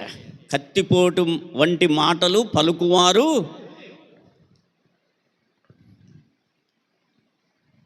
చెప్పండి. నేను కరెక్ట్ ప్రసంగం చేసి కరెక్ట్గా వెళ్ళిపోవడానికైతే రాలేదు. కరెక్ట్ పరిస్థితిని కరెక్ట్గా క్యాచ్ చేసి కరప్షన్ చేయడానికి వచ్చాను. దేవునికి స్తోత్రం చెప్పండి. దేనికి వచ్చా? కరప్షన్ చేయడానికి వచ్చా. అంటే కరెక్ట్ చేయాలి, మీకు ఎక్కడ తప్పు ఉంది, ఏంటి అని చెప్పేసి. ఎందుకంటే ఉట్టిగా రాదు కదా. నేను చెబుతుంటే మీరు చప్పట్లు కొడితే దీవెన అంటుంటే ఓ బ్లెస్సింగ్ అంటే అందరికీ ఇష్టమే. ఎంత ఎగ్జైట్మెంట్గా ఆ మాట చెప్తుంటే ఓ అందరు అంటాం. ఇలాంటివి చెప్తే అసలు ఎవరు మాట్లాడరు, సైలెంట్గా ఉండిపోతారు. చెప్పండి, నేను ఈ సంవత్సరము ఎవరిని, అందుకేగా పరలోక ప్రార్థన చెప్పిందాక. పరలోక ప్రార్థన ఏంటి? నేను నా శత్రువులను క్షమించిన ప్రకారం. ఎవరినంట? మంచోడినే కాదట, శత్రువును కూడా క్షమించిన ప్రకారం నా రుణస్థుణ్ణి నేను క్షమించిన ప్రకారం. నువ్వు ఈరోజు అలా నువ్వు చెక్కబడితే నువ్వు చక్కగా నిలబడతావు. దేవునికి స్తోత్రం. నువ్వు ఈరోజు నేను బాడిసే ఉలి తీసుకొని వచ్చాను, చెక్కుతున్నాను. నువ్వు ఈరోజు కరెక్ట్గా చెక్కబడితే చెప్పు, నువ్వు చక్కగా నిలబడతావు దేవుళ్ళో. ఎందుకో తెలుసా? ఇంత కష్టపడుతుంది నేను, వర్తమానం కంటే స్ట్రగుల్తో చెబుతున్న నేను, నీకు వెనక్కి తగ్గొద్దు. నీ విశ్వాసం దేవుడు ఇవ్వబోతున్న ఈ యొక్క బహుమానానికి, ఈ ఆశీర్వాదానికి అది వెనక్కి తగ్గొద్దు. అది నిన్ను కమ్ముకోవాలి అనేది నా తపన. నిన్ను ఆవరించాలి ఈ సంవత్సరం. నువ్వు చూడాలి కళ్ళారా. దేవుడు అందుకే ఈరోజు నీ కళ్ళను ముడుతున్నాడు. ఏం ముడుతున్నాడు? నీ కళ్ళను ముడుతున్నాడు. నీ కళ్ళు ఏమవుతున్నాయి? తెరవబడబోతున్నాయి. అప్పుడు వారు చూపు పొందెను. ఈరోజు అదే జరగబోతుంది. కాబట్టి దేవుని బిడ్డలారా, దేవుడు 2వ దినవృత్తాంతముల గ్రంథం 6వ అధ్యాయం 35వ వచనం చదువుకుందాం.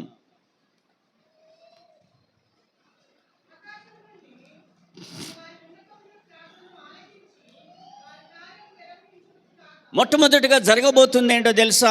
దేవుడు ఆజ్ఞాపించేటటువంటి దీవెనలో మొట్టమొదట జరగబోతున్న కార్యం, దేవుడు ఆకాశము నుండి నీ ప్రార్థన విని, దేవుడు ఆకాశము నుండి నీ విజ్ఞాపన విని నీ కార్యాన్ని జరిగించబోతున్నాడు.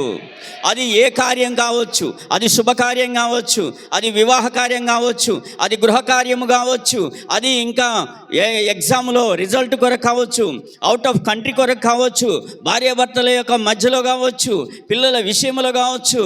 నీ యొక్క కార్యం దేవుడు జరిగించబోతున్నాడు.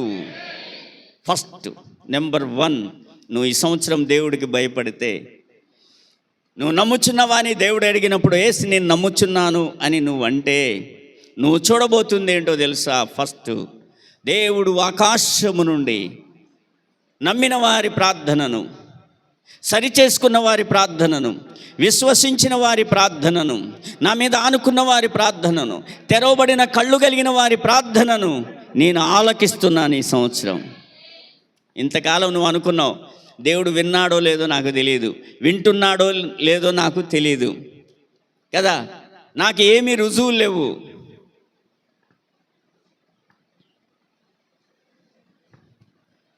అందరికీ ఇలాంటి సంతోషం నాకు కూడా కలగాలని నాకుంది. అందరిలో జరిగినట్టు నాకు జరగాలని నాకుంది. మరి దేవుడు ఎందుకో మమ్మల్ని ఇలా చేస్తున్నాడు అని నువ్వెంతగా నలిగినావు. ఏ వైపు చూసినా నీకు ఏ రూటు దొరకట్లేదు, కన్ఫ్యూజ్ అవుతున్నావు.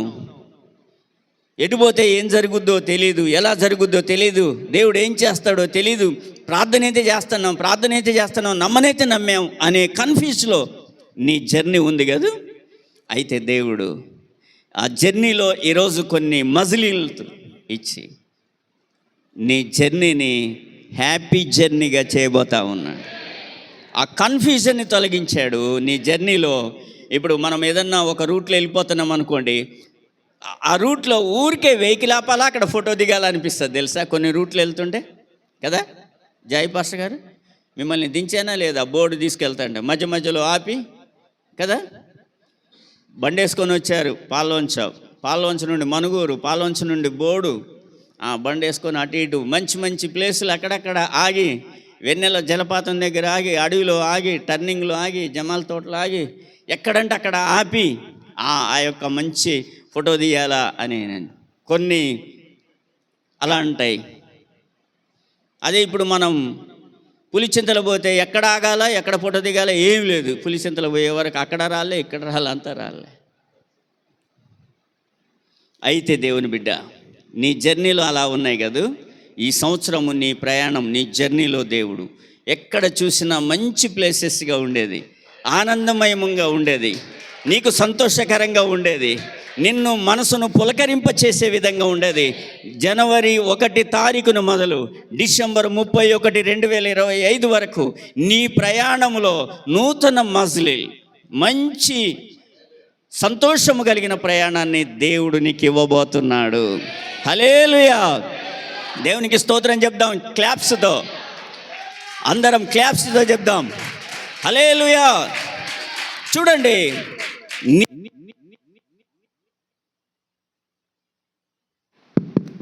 నీవు ఆకాశము నుండి వారి విన్నపమును, వారి ప్రార్థనను ఆలకించి,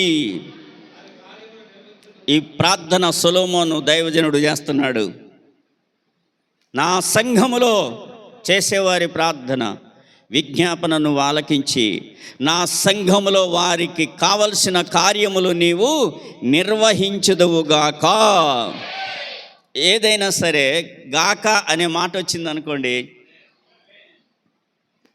బ్లెస్సింగ్ వేరు, ఫుల్ఫిల్ బ్లెస్సింగ్ వేరు. అంటే ఒక మాటను పలకడం వేరు, ఆ మాటలో పరిపూర్ణతను ఇవ్వడం వేరు. హామీ అన్నట్టు ఇంకా అది కంప్లీట్గా. దేవుడు ఈరోజు చేయాల్సినటువంటి మొట్టమొదటి పని చెప్పాడు. నువ్వు భయపడితే నేను నీ కార్యాన్ని నిర్వహిస్తా. ఏ కార్యం నువ్వు తలపెట్టినా ఈ సంవత్సరంలో ఆ కార్యంలో నువ్వు చక్కగా విజయాన్ని చూస్తావు.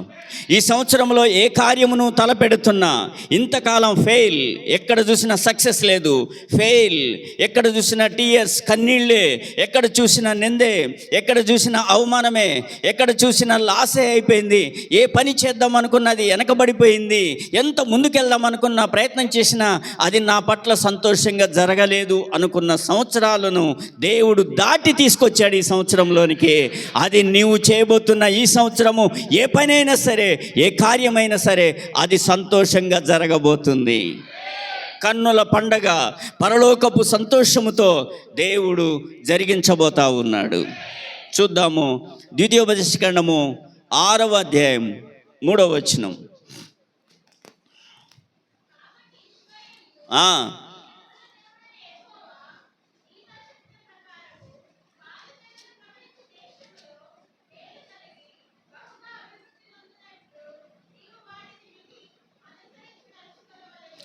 దేవునికి స్తోత్రం చెప్పలేదేంది ఎవ్వరు? ఏంటలా చూస్తున్నారు? అర్థం కాలేదా? చూడండి.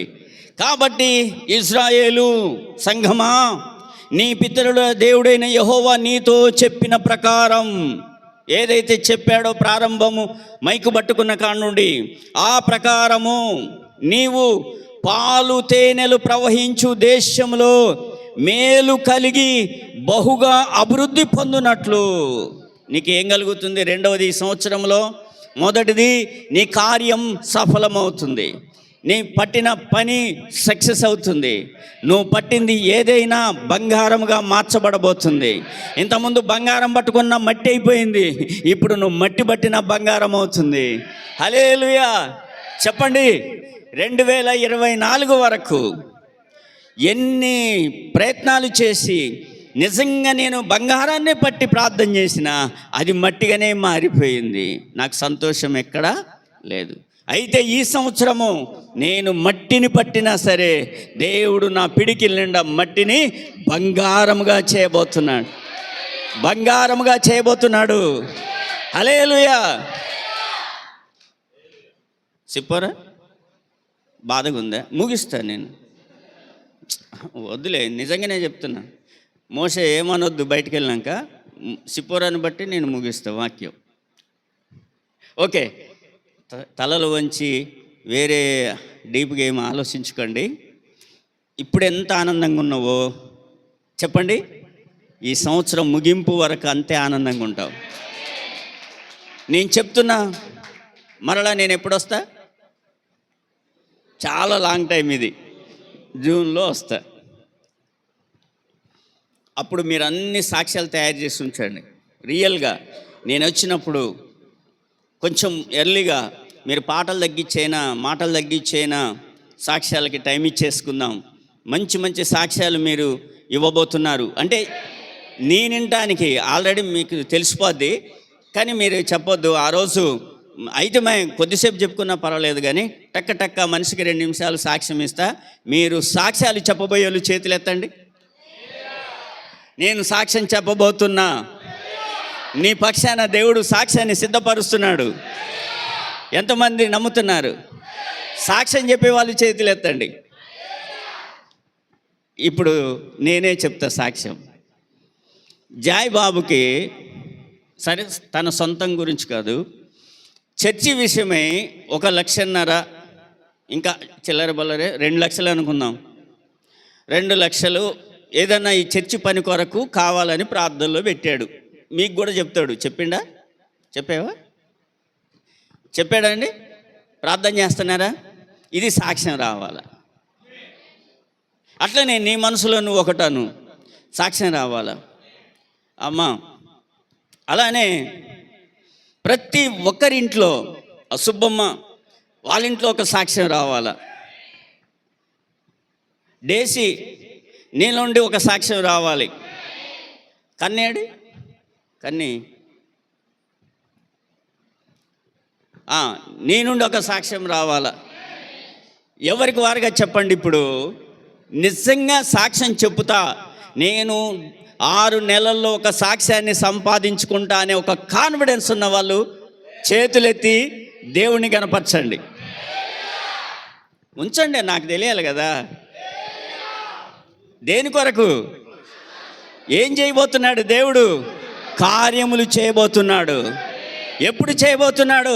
నేను దేవుడికి భయపడతా, నా ద్వారా ఎవరిని నేను బాధ పెట్టను, నేనైనా బాధ పెడతా. బైబిల్ చెప్తుంది కీర్తన 15లో, నాకు నష్టము కలిగినా సరే నేను మాట తప్పను. ఇప్పుడు ఎగ్జాంపుల్, నేను సంఘంలో దశంభాగం ఇవ్వాలి, 2,000 5,000 ఎంతో ఇస్తా. నాకు పరిస్థితి బాగాలేక ఈ నెల ఇవ్వలే, నేను వచ్చే నెల ఇవ్వాలా. అప్పుడు వచ్చే నెల ఏం చేయాలా? ఈ 5,000కి 5,000 10,000. అప్పుడు ఏం చేస్తాం? ఆ 5,000 ఇస్తాం, కానీ ఈ 5,000 ఇయ్యం. అయితే లేవికాండంలో చెప్తుంది, ఈ 5,000కి 5,000కి 10,000కి కలిపి 2 నెలల్లో 10,000కి 5 రూపాయల వడ్డీ కలిపి ఇవ్వండి అని చెప్పింది. చదవండి మీరు, లాస్ట్ అధ్యాయంలో ఉంటుంది. 5% కలిపిస్తే ఆయన అంటాడు, నువ్వు 5 కలిపించిన తర్వాత నేను 100 కలిపిస్తా నీకు. అర్థం కాలేదా? నువ్వు 5 రూపాయలు కలిపిస్తే ఆయన నీకెంత ఇస్తాడు? 100 రూపాయలు కలిపిస్తా. దేవునికి స్తోత్రం. కాబట్టి చాలామంది, అందుకే మీకా గ్రంథంలోన మీరు ఏంటట, దొంగలనై ఉన్నారు, మలాకీలో. కాబట్టి కొన్నిసార్లు మనం ఇవ్వలేం పరిస్థితిలో, కొన్నిసార్లు పరిస్థితులు అనుకూలంగా ఉండవు. కానీ మన దగ్గర ఉన్నప్పుడు ఏం చేయాలా? మళ్ళీ అదే 5,000 కాదు, 5 × 5 రూపాయల ఇంట్రెస్ట్ నువ్వు తీసుకొచ్చేయి.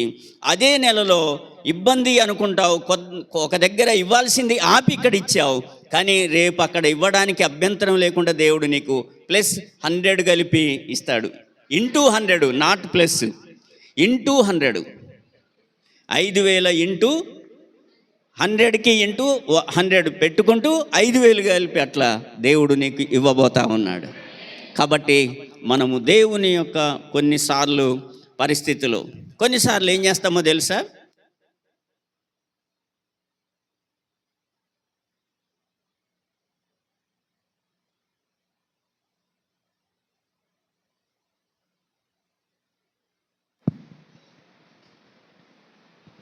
కొన్నిసార్లు మనం ఏం చేస్తామంటే,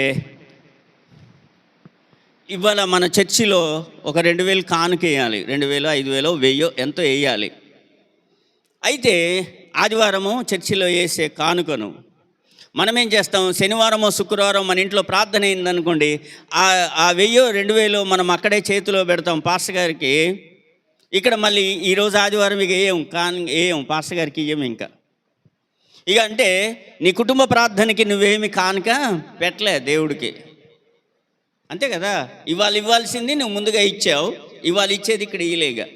సరే, ఇక్కడదో అక్కడదో మొత్తానికైతే థెఫ్ట్ జరిగింది, దొంగతనం జరిగింది. నేను ఇలాంటి ఎన్ని ఎక్స్పీరియన్స్లో చెప్తున్నా, అనుభవంలో చెప్తున్నా ప్రియులారా, అందుకే పోషింపబడుతున్నా. దొంగతనము చేయకుండా దేవుడికి ఇచ్చేది. దేవుడు ప్రతి ఒక్కరి కొరకు నీకు తెలియని ధనం ఒకటి ఉంచాడు. చెప్పండి, ప్రతి ఒక్కరికి దేవుడు మనకు తెలియని ధనం ఒకటి ఉంచాడు. చదవండి యెషయా గ్రంథం, తీయటం వచ్చింది, 45వ అధ్యాయం 3వ వచనం.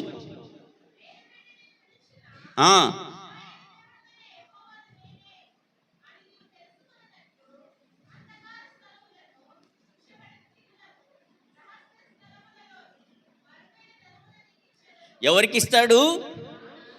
కాదు, ఎవరిని పేరు పెట్టి పిలుస్తాడో వారికి ఇస్తాడు, అందరికి ఇవ్వడు. ఎవరికి? ఇప్పుడు నేను కొంతమందిని ఇప్పుడు పేరు పెట్టాను. ఎవరిని అన్నాను? రోజాను, పద్మను అన్నాను. ఇంతమందిలో అన్నానా? అట్లనే దేవుడు కూడా ఇంతమందిలో కొంతమందిని ఇప్పుడు ఎవరు కమిట్ అయ్యారో దేవుడికి, చక్కగా దేవుడికి సమర్పించుకున్నారో వాళ్ళ పేర్లు పెట్టుకున్నాడు. అక్కడ ఆయన రాశాడు. వాళ్ళ పేర్లు పెట్టి ఎవరిని పిలుస్తాడో వాళ్ళకి ఇస్తాడట. అందరికి ఈడు, అందరికి ఇస్తా అన్నాడా? ఇవ్వడు. ఇప్పుడు నేను మరలా చెప్తున్న అర్థమయ్యే రీతిగా, అయితే నీ పేరు నా పేరు పిలవడానికి దేవుడు సిద్ధంగా ఉన్నాడు. చూడండి, పేరు పెట్టి నిన్ను పిలిచిన నిన్ను, especially you, your name only, నీకు నువ్వు తెలుసుకునే విధంగా అంధకార స్థలములో, రహస్య స్థలములో దాగిన మరుగైన ధనం నీకు ఇస్తా నేను. అది నువ్వు చూడు ఈ సంవత్సరం. అయితే ఇప్పుడు అడగాల్సింది ఏంటో తెలుసా? డెవిల్ ప్రేయర్లోకి అయితే బెనిఫిట్ రాదు. ఇప్పుడు ప్రార్థన మార్చాలి కదా ఈ సంవత్సరంలో. ఇప్పుడు దైవికమైన పరలోక ప్రార్థనలోకి వెళ్ళు. దేవుడు నిన్ను పేరు పెట్టి పిలవడానికి, నరేష్ అంటే చాలు ఉలికిపడి లేవాల. పిలిచాడు అంటే నాకేదో పని చెప్తాడు అనుకుంటే ఆయనకు బెనిఫిట్ కూడా పోద్ది. ఓకేనా? బులివా అన్నాను అనుకోండి, ఉలికిపడి లేవాల. దేవుని బిడ్డ, ఈరోజు దేవుడు వాటికి ఆజ్ఞాపిస్తున్నాడు. ఎవరికి? రహస్య స్థలములలో దాగి ఉన్న, అంధకార స్థలములో దాగి ఉన్న, మరుగై ఉన్న ఆ ధనానికి దేవుడు ఆజ్ఞాపిస్తున్నాడు. పేరు పెట్టి ఎవరిని పిలవబోతున్నాడో ఈ సంవత్సరంలో దేవుడు వారికి అది ఇవ్వబోతా ఉన్నాడు.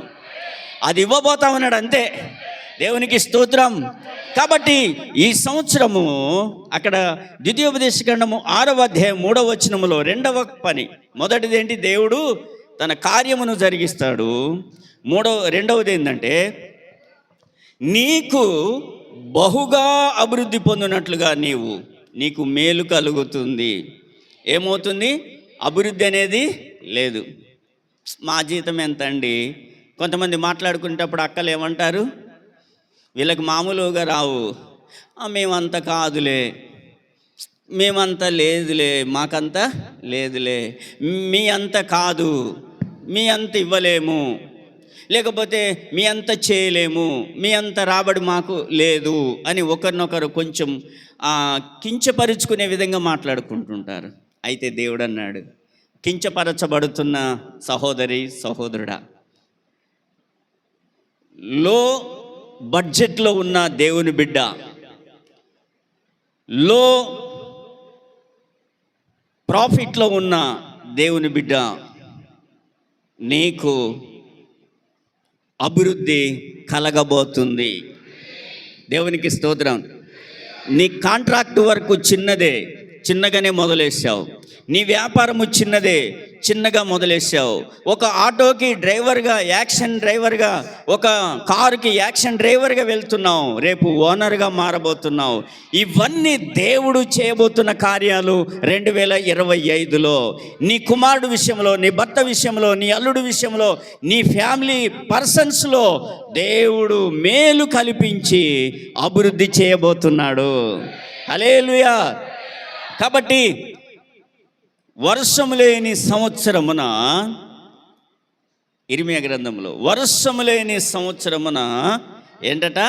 చింత నొందదు. తర్వాత కాపు వర్షము లేనప్పుడు కూడా చింతపడదు, నాకెట్లా అని. కాపు, ఇప్పుడు ఎగ్జాంపుల్ 2 లక్షలు కావాలి, జాయ్ పాస్టర్ గారు తలబట్టుకొని అనుకుంటాడు, నా సంఘంలో ఎవరైనా 25,000 ఇచ్చేవాడు, అంత మగోడు ఎవడున్నాడు, అంత మనగాడు ఎవడున్నాడు, అంత డేర్ చేసేవాడు ఎవడున్నాడు అనుకుంటాడు. అది డెవిల్ ప్రేయర్. కానీ నా సంఘము చేయగలదు అనుకున్నాడు అనుకుంది, అది హెవెన్లీ ప్రేయర్. నువ్వు నమ్ముచున్నావా అని అడిగింది, అందుకే వాక్యం చెప్పకముందు చెప్పింది, అందుకే నువ్వు నమ్ముచున్నావా, నీకు ఇది జరుగుద్దని, నీ ఇంట్లో దేవుడు ఇది చేస్తాడని. Do you know? నువ్వు ఎరుగుదువా? ఎస్, దేవుడు నీకు చేయబోతున్నాడు. ప్రియులారా, ఈ సంవత్సరంలో నాకు చేయబోతున్న దేవుడు నీకు చేయబోతున్నాడు, నీకు చేయబోతున్న దేవుడు నాకు చేయబోతున్నాడు, మనకు చేయబోతున్న దేవుడు మన సంఘములో చేయబోతున్నాడు. సంఘ కార్యక్రమాలను ఆపడు, సంఘ సేవను ఆపడు, సంఘ బిడ్డల కుటుంబాలలో కూడా ఆపడు. ఇప్పుడు నేను పేరు పెట్టి చెప్పాను డేసీ అని, పేరు చెప్పి పిలిచాను కన్నీ అని. మీ కుటుంబాలలో జ్యోతి, మీ జీవితాలలో దేవుడు వెయిట్ చేస్తున్నది ఏంటో తెలుసా? ఒక సాక్ష్యం కొరకు ఎదురు చూస్తున్నాడు. God wants to your witness, your testimony. దేవుడు నీ నుండి ఒక సాక్ష్యం కొరకు 2025లో వెయిట్ చేస్తున్నాడు. ఏ నెలలో చెప్పుతావా అని చూస్తున్నాడు. చెప్పండి, ఏ నెలలో సాక్ష్యము చెప్పుతావా అని దేవుడు చూస్తున్నాడు. దేవుడు ఎదురు చూస్తున్నది నీ సాక్ష్యం కొరకు. ఈ సంవత్సరంలో నువ్వెవరివైనా సరే, ఏ స్థలంలో ఉన్నా సరే, నీ ప్రార్థన ఫలిస్తుందని నీకు ఇన్నర్గా దేవుడు బోధిస్తాడు.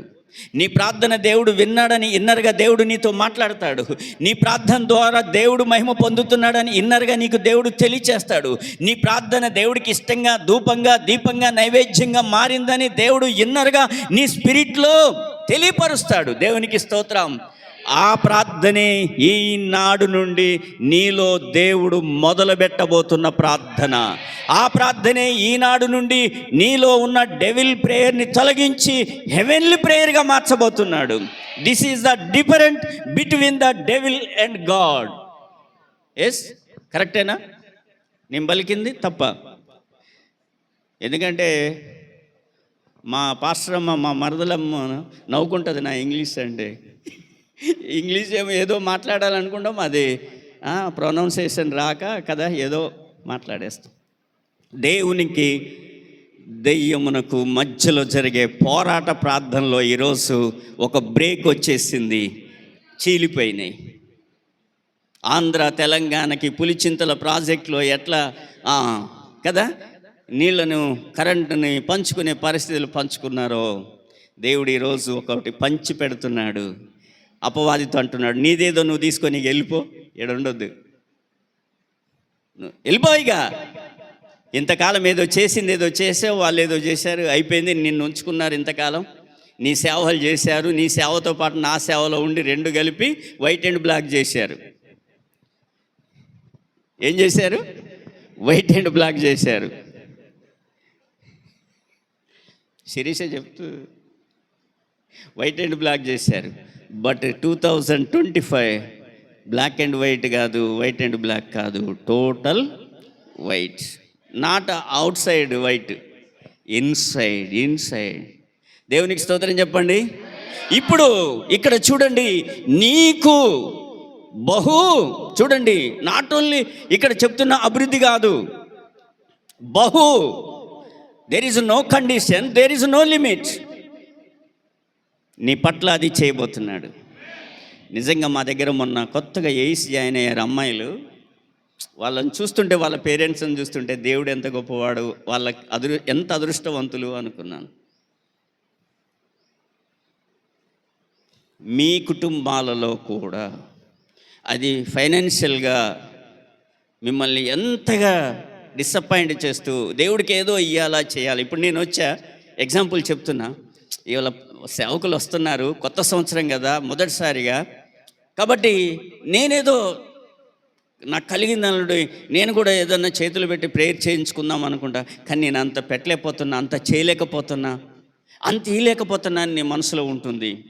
బట్ నువ్వు అనుకున్నది ఉందే, అది నీకొక రోజు, ఈరోజు అనుకున్న దానికంటే, మొన్న అనుకున్న దానికంటే, ఆ మొన్న అనుకున్న దానికంటే రేపు నువ్వు ఇవ్వబోయేది సమృద్ధిగా విత్తబోతున్నావు.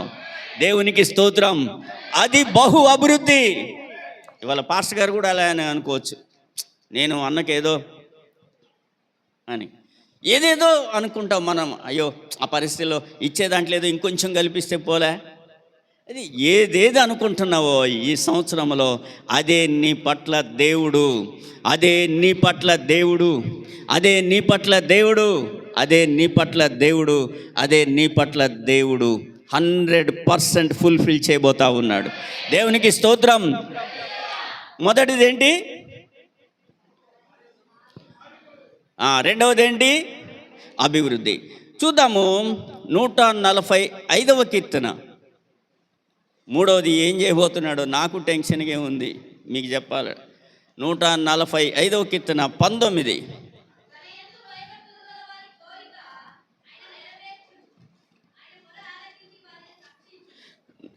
ఏంటట? తన యందు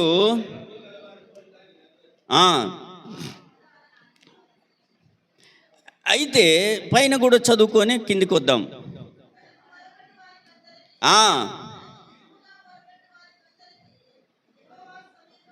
ఉన్నాడు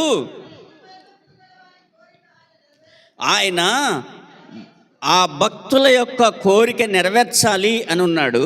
అయితే ఇక్కడ కూడా 2 భాగాలు ఉన్నారు భక్తులు, 2 రకాల భక్తులు ఉన్నారు. ఇందాక 2 రకాల ప్రేయర్లు చెప్పాగా. నిజంగా మొరపెట్టేవారు ఒక భక్తుడు, మొరపెట్టేవాడు ఒక భక్తుడు. మొరపెట్టేవాడు ఏంటంటే ఇల్లు, పరిస్థితులు, పనులు, వెళ్ళాలా వెళ్ళాలా వెళ్ళాలా చేయాలా, టెన్షన్, రావడం టెన్షన్, వెళ్ళడం టెన్షన్, చేయడము టెన్షన్. పీస్ఫుల్గా రారండి. పీస్ఫుల్గా వచ్చి దేవుడి దగ్గర ఒక మంచి కమిట్మెంట్తో, దేవుడితో కనెక్షన్తో, ఒక మంచి స్పిరిట్ లీడింగ్తో ఏమి చేయరండి. హడావుడిగా పనులు ముగించుకుంటారు. నా నెత్తి మీదకి, నా బంధం మీదకి, నా దినం మీదకి నాకెప్పుడు ఉండేవి అని గునుకుంటొస్తారు, కూర్చుంటారు.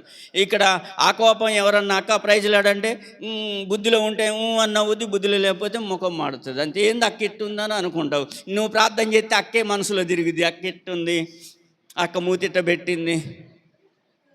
ఏంటి పాస్టర్ని పలకరిస్తే ఆయన మూతిట్టు పెట్టిండు, నా మూతిట్టు పెట్టిండి. నీ ప్రార్థనలో ఈ మూతులే కనపడతాయి, ఇక దేవుడు మూతియే కనపడదు. నిజమా కదా? మొరపెట్టే వాళ్ళు ఆ బ్యాచ్ ఉంది ఒకటి, వాళ్ళ కోరిక తీరట్లే. ఇంకో బ్యాచ్ ఉంది నిజంగా మొరపెట్టేవాళ్ళు. ఇది నిజంగా అంటే అనుకునే ఆమె ఏం టెన్షన్లో ఉందో బాగా వినండి. ఈరోజు నీ ఆశీర్వాదానికి పునాదులు, ఈ పునాదులు ఎలాంటివో తెలుసా? నేను చెప్పక్కర్లేదు, ప్రకటన గ్రంథంలో ఉన్నాయి. ఈ పునాదులు ఏంటో తెలుసా? చెప్పండి.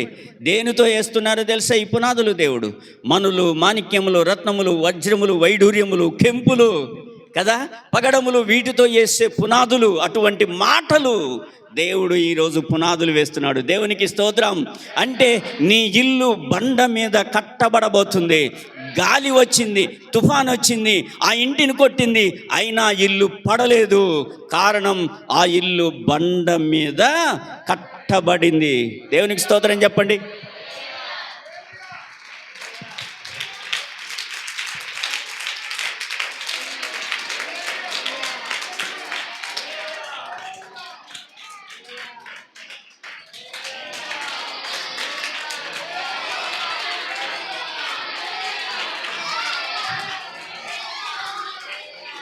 Praise the lord. బాగా అర్థం చేసుకున్నారు. నేను గొంతు పడితే నీకు గొంతు తెరవాలని. హల్లెలూయా. దేవుడు ఎంత మంచివాడు. నువ్వు ఎందులో ఉన్నావు? మొరపెట్టేవాడిలో ఉన్నావా? నిజంగా మొరపెట్టేవాడిలో ఉన్నావా? మొరపెట్టేవాడు ఏం చేస్తాడు? ఎప్పుడు ముఖం మార్చుకొనే మొరపెడతాడు. నీ పనుల మీద నీకు తృప్తి ఉండదు, ఎదుటివారి మీద తృప్తి ఉండదు. నిజంగా మొరపెట్టేవాడు వాటిని లెక్క చేయడు, పరిస్థితిని లెక్క చేయడు, నీ ముందున్న అవమానాన్ని లెక్క చేయడు. బైబిల్ చెప్తుంది హెబ్రీ పత్రిక 12లో ఆనందం దగ్గరకు పోవాలని ఉంది, ఆనందం నాకు కనపట్టలేదు, అవమానమే నా కళ్ళకు కనపడుతుంది. ఎటు చూసినా అవమానమే, ఎటు చూసినా ఫెయిలే, ఎటు చూసినా నిరాశే, ఎటు చూసినా అసంతృప్తే. ఏమని సాక్ష్యం చెప్పాలా? ఒక్కొక్క ఆమెలు ఏది చెప్తుంటే అది చెప్తుంటే ఇది అంటే నేను ఎప్పుడు చెప్పాలనిపిస్తుంది. ఏదీ లేదు నా బతుకులో, ఇదే అని అనుకుంటున్నావు. చూసావా, ఇప్పుడు దేవుడు నీకు ఇవ్వబోతున్నాడు గొప్ప సాక్ష్యం. దేవునికి స్తోత్రం చెప్దాం. హల్లెలూయా. అయితే నిజంగా మొరపెడదాం ఈ సంవత్సరంలో. చెప్పండి, మొరపెట్టే వారందరూ డెవిల్ పార్ట్లో, డెవిల్ ప్రేయర్లో ఉన్నారు. నిజంగా మొరపెట్టే వారందరూ హెవెన్లీ ప్రేయర్లో ఉన్నారు. అర్థమవుతుందా? ఈరోజు ప్రార్థన ఎప్పుడన్నా ఆలోచించారా ఈ తేడా? దేవుడు స్పష్టంగా మాట్లాడాడు ప్రియులరా. నేను రోజొక్క వాక్యమే రాస్తా ఇందులో. దాదాపుగా 2 నెలల నుండి మీ ప్రార్థన మీకు వాగ్దానం వచ్చిన కానుండి దేవుడు మాట్లాడినప్పుడల్లా వస్తా, బైబిల్ తీస్తా, ఒక మాట రాసుకొని వెళ్ళిపోతా. రేపు ఇంకొక మాట బయలుపరుస్తుంది, రాస్తా. అదంతా చేస్తే ఒక ప్రసంగం అయింది. దానికి ముందు ఏం మాట్లాడాలో అన్నది ఇంతకుముందు చెప్పిన పరిచయ వాక్కులు. చూసారా ఎంత దేవుడు నడిపింపో?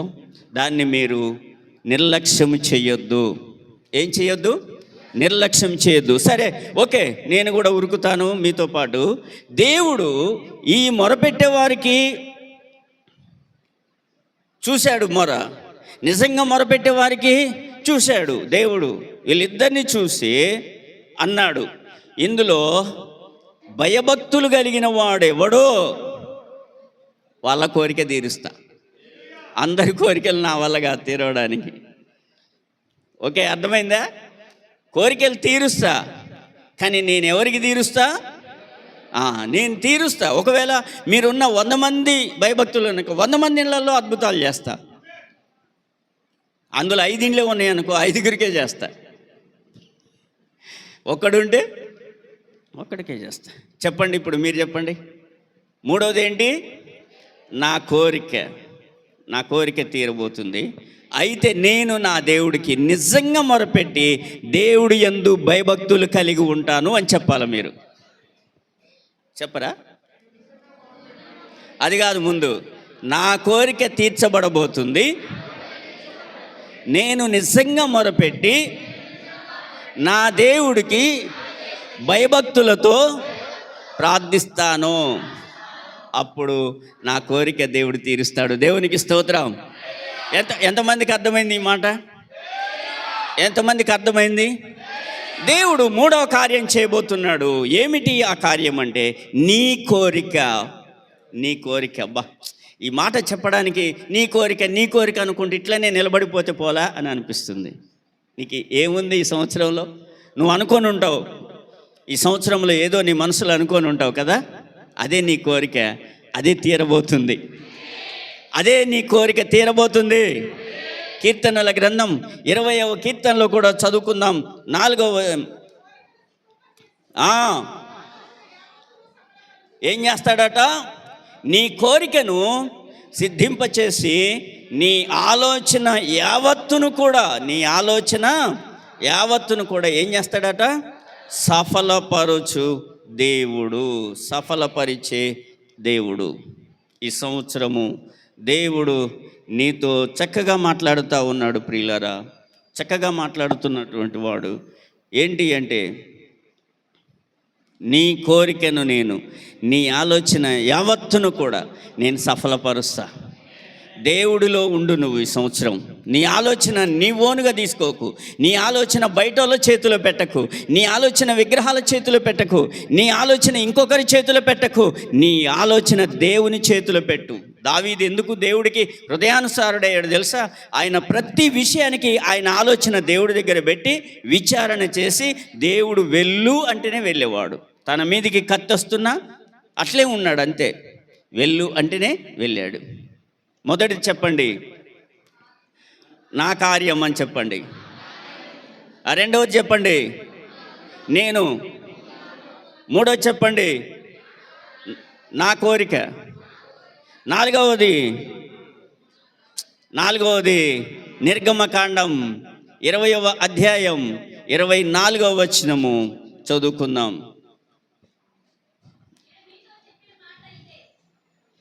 కాదు, నిర్గమకాండం 20వ అధ్యాయం 24వ వచనం. ఆ,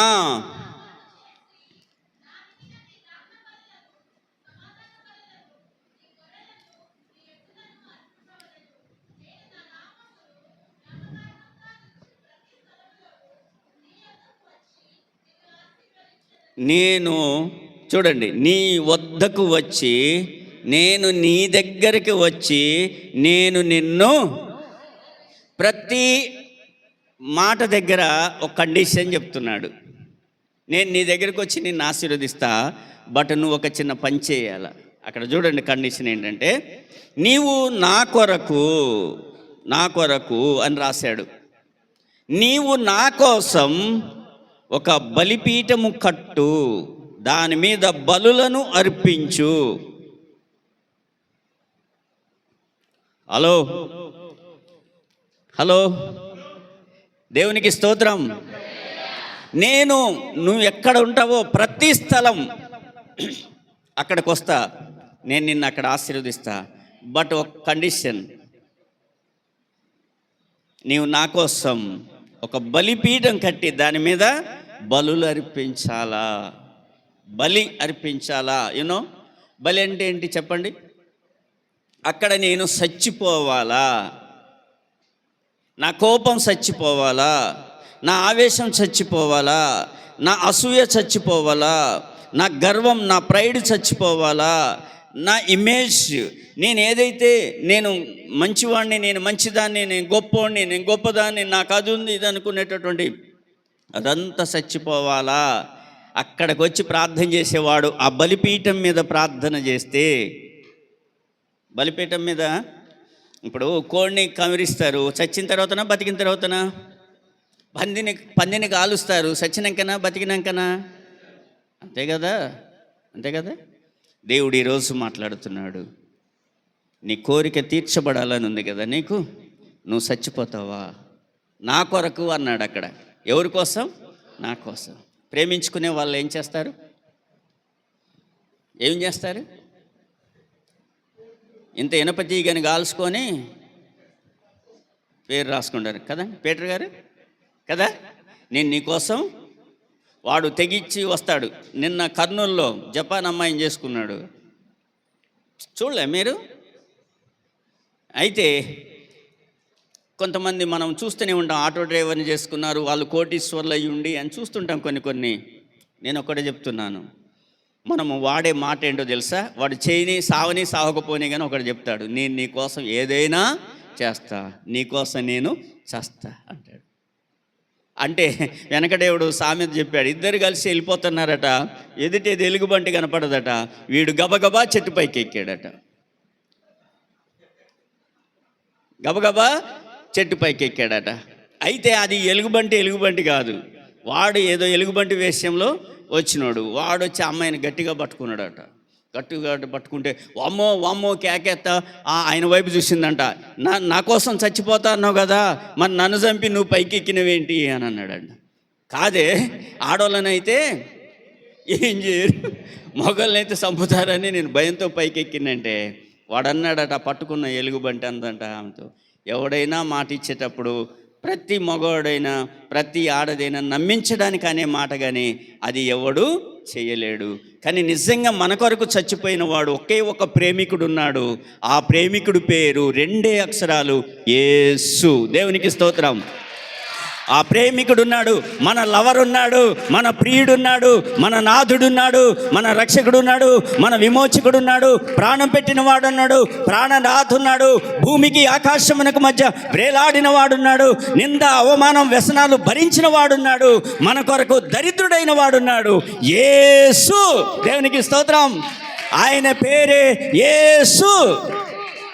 ఆయన అంటాడు ఈరోజు, నా కోసం బలిపీఠం కట్టి ఆ బలిపీఠం మీద చచ్చిపోతావా అని అడుగుతున్నాడు. చెప్పండి, ఎంత బాగుంది కదా ఆ మాట. నా కోసం నువ్వేం చేస్తావు? నీకోసం నేను మంచి డ్రెస్ కొనిస్తా, మంచి చీర కొనిస్తా చెప్పాలి. కానీ అందులో అది ఆఫ్ చేస్తే ఇంకో మాట కూడా చెప్తా. దేవుని బిడ్డలారా, శ్రేష్టమైనటువంటి విషయాలు ఉన్నాయి. నిజంగా అవన్నీ వస్తురూపకంగా చూపించే ప్రేమలు కానీ, నేనైతే అది ఏది కూడా నేను నమ్మను. వస్తురూపకంగా ఇచ్చేయి అవి కోరికలు తీర్చుకోవడానికే ఉంటాయి. కానీ ప్రేమ అంటే ఏంటో తెలుసా? అది నిరంతరము నాన్ స్టాప్ కంటిన్యూషన్గా వెళ్ళేటటువంటి ప్రవాహం అది ప్రేమ అనేది. అవతల వ్యక్తి మనకు రిటర్న్ ప్రేమను చూపించకపోయినా సరే, అటు నుండి మనకు ఎటువంటి రియాక్షన్ అనిపించకపోయినా సరే, ప్రేమ అంటే ఒక్కసారి ఆ మాట పలికినమంటే ఆ మాట ఎప్పటి వరకు ఉండాలో తెలుసా? ఆ మాట నువ్వు ఉన్నంత వరకు, నేనున్నంత వరకు ఉన్నదే ప్రేమ. ఇప్పుడు నేను జాయిబాబుని నా తమ్ముడు అన్నాను. ఎప్పటి వరకు అన్నాను? ఆయన నాకు ఇద్దరి మధ్యలో గొడవ రానంత వరకే. గొడవ వచ్చిన తర్వాత ఏదైనా సందర్భం వచ్చింది అనుకోండి, అప్పుడు అన్నెవరో తమ్ముడెవరో. నో, అన్నెవరో తమ్ముడెవరో, అన్న కాకపోతాడా, తమ్ముడు కాకపోతాడా? కదండి దేవుని బిడ్డలారా, ఒక్కసారి నోటి నుండి మాట వచ్చిందనుకోండి, నేను నిన్ను ప్రేమిస్తున్నాను అంటే అది ఎప్పటి వరకు ఉండాలా? అదే రియల్ లవ్ అంటే. ఆ మాటకు అర్థం తెలియనప్పుడు ఇంకా ఆ మాటను మనం వాడొద్దు, యూజ్ చేయొద్దు. ఆ మాట అన్నప్పుడు కూడా నువ్వు ఒప్పుకోవద్దు. వద్దు, ఆ మాట అనొద్దు అనాలి. నేనైనా నువ్వైనా ఆ మాట అన్నాము అంటే దానికి కమిట్ అయ్యి ఉండాలి. దేవుని బిడ్డలారా, యేసుక్రీస్తు వారు అన్నాడు, నా కొరకు ఫర్ మీ నేను నీ కోరిక తీర్చాలనుకున్నాను కదా, నా కోసం నువ్వు చచ్చిపోతావా? నేను నిన్ను అభివృద్ధి పరుస్తానన్నాను కదా, నా కోసం చనిపోతావా? నీ కార్యం నేను జరిగిస్తానన్నాను కదా, నా కొరకు నువ్వు చనిపోతావా మీన్ నిజంగా నువ్వు చనిపోవటం కాదు, దేవుని కొరకు సమర్పణగా బ్రతుకుతావా? దేవునికి స్తోత్రం, హల్లెలూయా. దేవుని బిడ్డ, ఈరోజు దేవుడు వాక్యం చూడండి. నిర్గమకాండం 24వ అధ్యాయం 21వ వచనములో మనం చదివాము. 20వ అధ్యాయం 24వ వచనములో, నా కొరకు నువ్వు మట్టి బలిపీఠమును చేసి దాని మీద దహన బలులు, సమాధాన బలులు నువ్వు అర్పిస్తే, నా నామమున జ్ఞాపకార్థముగా ఉంచితే, నేను ప్రతి స్థలంలో, every place, wear ever you go, wear ever you stand, wear ever you Neel down, wear ever you speak, wear ever you pray, wear ever you read Bible, ఎక్కడైనా సరే, ఏది చేసినా సరే, ఎలా ఉన్నా సరే, నేను అక్కడికి వస్తా. నేను ఎవరు వస్తారండి? ఇప్పుడు నేను నిన్ను ప్రేమిస్తాను అని అన్నాను, నువ్వు అమెరికా వెళ్తావు, నేను వస్తానా? నేను నిన్ను ప్రేమిస్తున్నా అన్నాను, నువ్వు హైదరాబాద్ వెళ్తున్నావు, నేను వస్తానా? నేను నిన్ను ప్రేమిస్తున్నాను, నిజంగా ప్రేమిస్తున్నానంటే ఇవాళ నేను వేరే దగ్గరికి వెళ్తాను, నువ్వు నాతో వస్తావా? ద ప్రేమ మీన్ ఫిజికల్గా నువ్వు ఫాలో అయ్యేదేం కాదు, నీ హార్ట్ కూడా అక్కడే ఉండాలి. అది ప్రేమ. దేవునికి స్తోత్రం. నేనెక్కడ ఉన్నానో నీ మనసు, అయ్యో ఆయన వెళ్ళాడే. ఇప్పుడు ఎగ్జాంపుల్, నేను ఇక్కడ ఉన్నాను అనుకోండి, నా భార్య అనుకోవాలి, ఆయన అక్కడికి వెళ్ళాడే, ఆయన షుగర్ ఉంది, ఆయన వాక్యం ఎంతసేపు చెప్తాడో, అక్కడ వాళ్ళు ఎలా రిసీవ్ చేసుకుంటారో, అసలు ఏం తింటాడో లేదో, ఈయనైతే ఇక్కడైతే మధ్యలో దాగేవాడు, మధ్యలో తినేవాడు, ఈయనకి ఇలాంటి అలవాట్లునే, ఆమె మనసులో తలపోసుకుంటా. చూసారా? అది లవ్ అంటే. దేవునికి స్తోత్రం. నువ్వు ఎక్కడ ఉన్నావో అక్కడ నేను అలానే ఫీల్ అవుతాను. కొంతమంది విషయంలో అనుకుంటాను. దేవునికి తెలుసు ప్రియులారా ఆ విషయం. కాబట్టి దేవుడు వాక్యం సెలవిస్తుంది, 4వదిగా, నువ్వున్న ప్రతి స్థలం దగ్గరికి నేను వస్తా, ప్రతి స్థలం దగ్గరికి వస్తా, అక్కడ నేను నిన్ను ఆశీర్వదిస్తా. నువ్వు ఈ సంవత్సరంలో ఎక్కడికి వెళ్తావు? ఏ స్థలం కొంటావు? నేను ఇంకోటి చెప్పనా, నరేష్ విషయంలో నేను చాలా బాధపడుతున్నా. స్వప్న వాళ్ళ విషయంలో, స్వప్న నరేషేగా, ఏంటో తెలుసా, నా చెవిలో ఒక మాట వినపడింది వాళ్ళ నిండి. చాలా బాధపడుతున్నా. అసలు అయ్యగారు గుడ్లలో పెట్టి చూస్తాడు, నాకు తెలియదు మీకేం వినపడింది అని చెప్పేసి. నేను చెప్పను, మీరు చెప్తారా? ఏంటో తెలియదా మీకు? జగ్గైపేటలో ఒక ప్లేస్ కొనుక్కోవాలి వాళ్ళు, అంతేనా? నిజమా కదా? చెప్పట్లేదు మీరు. మరి నేనేం చేశాను? మీరేదో బలంగా చెప్పట్లేదు, చెప్పండి. కరెక్టేనా? జగ్గైపేటలో వాళ్ళు ఒక ప్లేసు కొనుక్కోవాలా? చెప్పండి, కొనడానికి దేవుడు సామర్థ్యము ఇవ్వగలడని చెప్పండి. ఆయన నెట్టాలా? నీకు వినపడుతుంది కదా తెలుగులో. ఈసారి కర్రతో వస్తా చెప్తున్నాం మీ దగ్గరికి, ఇట్లా నడుచుకుంటూ చెప్తా, కొట్టుకుంటుగా. దేవుని బిడ్డలారా, అదే ప్రతి స్థలములో కూడా నువ్వు ఈ సంవత్సరం కార్యం చూడాలా. కార్యము చూడకుండా నువ్వు ఉండడానికి వీల్లేదు. దేవుడు waiting for your test money. నువ్వేం చెబుతావా ఈ సంవత్సరం, ఏమి చెబుతావా ఈ నెలలో, ఏమి చెబుతావా ఈ నెలలో? నెల నెల నెల నెల నెల నెల వెయిట్ చేస్తూ ఉంటాడు. 12 నెలలు నీ కోసం చూస్తాడు, ఏ నెలలో నువ్వు సాక్ష్యం చెబుతావా అని. నేను చెప్తానండి, ప్రతిరోజు సాక్ష్యం చెప్తానని చెప్తాను. మా దగ్గర ఏదో మాటలతో కాదు, సాక్ష్యం లేకుండా ఆ డే ముగించొద్దు అని చెప్తాను. ఎవ్రీ డే నా ద్వారా దేవుడికి మహిమ రావాలా. ఎవ్రీడే ఏదో ఒక సాక్ష్యం లేకుండా నేను పడుకోకూడదు అనేది నా కాన్సెప్ట్. మరి నువ్వేం చేస్తున్నావో, ఎలా పడుకుంటావో నాకు తెలియదు, ఎందుకు నిద్ర పడుతుందో నాకు తెలియదు. మీరు ఎందుకు పడుకుంటారో, ఎందుకు తింటారో, ఎందుకు లేస్తారో, ఎందుకు సంఘానికి వస్తారో తెలియదు.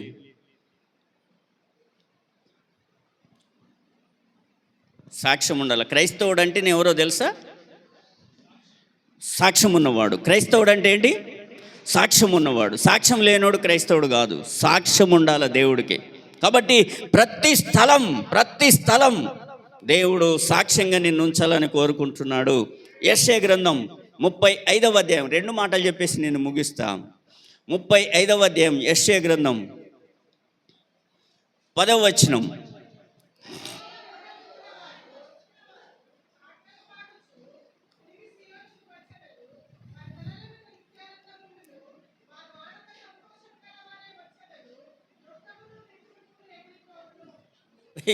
రెక్కలు వచ్చినాయి.